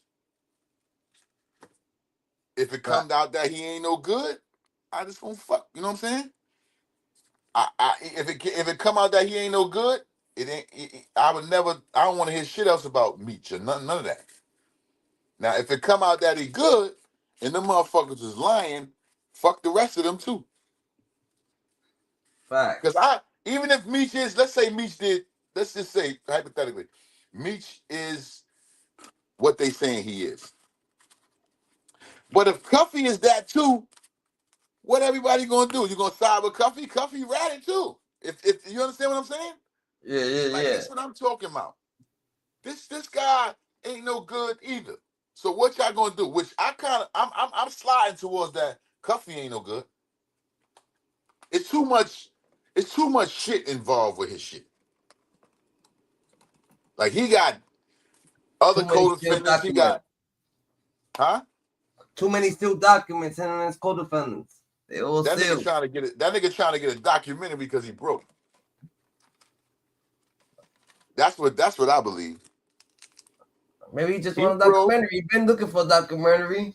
He broke, and he ain't got too much longer to go. You know what I'm saying? Yeah. We saying he's older. He got locked up when? 2000 and he got 27 years. Of 27 years, he got to do about 24 years or 23 and a half. He got locked up when? 2012? That's what I'm thinking. 2013. Okay. So he been out for 10. He been down for 12. 13. So basically, he got 12 years to go if he don't win. Now we know who knows what's going to be taken off of him, because he do got drugs in his case and shit like that, and we don't know. He might have some good luck. You saying he might get out early? Yeah, if he ain't rat, he might got some. He got some get backs. Right. So that's another thing. We don't know if that's the case. Brother Fendi. All right, let's get back to this paperwork. Say shit. He bought 1,200 bricks from Cuff. It's in the paperwork. Cuff somehow doesn't go to jail for that. Now we don't know what's going on. We don't know how that happened, but he does not go to prison for that. Maybe that's a different story for a different day. I just wanted let me get back to the timeline. Meech goes to prison in 05. Let me back up a little bit. Tammy first come around in 03. Right? Tammy comes with Blue. Blue described Tammy as this is his old broad. She's buying her motorcycles and all this old kind of shit. And she really wasn't around the mob like that.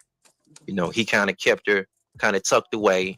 He dealt with her after the clubs, but she was tucked away. But listen, Blue never really says exactly how he met her. He just says he met her. You know what I mean? He doesn't say what she did for a living. Now, we know Tammy Collins, when we did a little digging, we see that, okay, she sells real estate in Atlanta. She got a magazine background. It wasn't the source that she was at. It wasn't the source. I can't figure out if it was double XL or what. We kind of combed through all this shit, Dada. We combed through all this shit. Niggas know all about all that, about the Blue Da Vinci, all that shit, Dada. More or less, Dada. Niggas is actually saying that Cuffy sexual relationship with Tammy Combs it got exposed, Dada, and that's what they at right here. Now look, if that's the case, we know he lying now, because he never mentioned that. He ain't want to mention that. No, I'm just saying, He if never that's the denied case, it. if that's true, yeah, we know he lying now. He never, because let me tell you something. If a motherfucker told on you and the case is over, the government got no more jurisdiction over the shit. You trying to just get some get back on this motherfucker that ratted on you. You trying to expose him. You're gonna put everything out there for what it is, because you don't want him to be able to come back with nothing. Know what I'm saying? Facts. So if he ain't do that, it's something wrong, man. But she got a let me say this the way. She got an entertainment magazine background. That's how come Meech felt like she could move. But Blue's lawyer said he didn't have any useful information. So McKnight, that's Blue's real name, he got a 5-year sentence. You know what I'm saying? 8 months less than the government's recommendation, because he agreed to share some information with the authorities. Nobody knows what that information is. But Blue shared something, right? So I just want to put that out there. Let's get back. And we combed through that too already, Dada. He put it out. We combed through all that, Dada. All right, Captain Dada, we'll be on, TG. Yeah, I talked about that already. Yeah. That's what I'm saying. He debriefed and all that. We're gonna leave it off right here, Dada. We're gonna leave it off right here, Dada. Want to leave out some positive words, GG? Hey, listen, man, the same thing I always say, man. I hope the youth is watching this shit and listening. And I hope that people who are in society doing things that's not, of what I would, everybody know what I mean. Yeah, you I hope they're watching this shit and they watching how people like myself who's been in these situations talk, and people like others that have been in these situations talk, like Eon, and I don't want to say this guy, Sean G, because he's a white collar criminal. Niggas don't do that. I mean, but he's somebody to listen to, because you got kids doing white collar criminals anyway. I kind of don't like that guy though, but I'm not going. I just want the youth to have an understanding of what they're getting themselves into, and don't follow in the footsteps of people that go to prison, come home, and glorify prison. That's not cool, because it's not a day that a man is happy in prison, with somebody telling you when you could lock in, when you could go take a shower, when you could heat up your food in the microwave, when you could go take a shit. You understand what I'm saying? Yeah. The normal basic things you do. When you could come out your cell, out your house and walk around. You don't got no house, you got a cell. But they dictate if you come in and out of that motherfucker or not. So these are basic things that you don't want to have to deal with in life, man. So if these segments or podcasts can help you learn something to better your life in the end, man, I hope it do. And that's it for me. Till next time. You heard GG? All right, Captain Dada. GG's the Dada. Hyenas, Scoop Dada. Learn from Scuba Steve. You already know what's criminated. The Dada. We're going to stay more acquainted than ever. The Dada. Hyenas, the Dada. God put you here because he knew he could trust you. You God's best kept secret. You're in the elevator. Whose elevator? God's elevator. The Dada. We're building our permits right here on YouTube. We stay more acquainted than ever. We stand in our business. The Dada likes what you make it. You can't love it. You can't hate it. It's going to be simply what you made it. The Dada. Smile through it all. The Dada. Because life got meaning. The Dada. They're going to act like it don't, but life got meaning. The Dada. You heard? Real shit. The Dada. And a boring life's a long life. So stay more aware. The Dada. You heard? That's just what it is. GG's.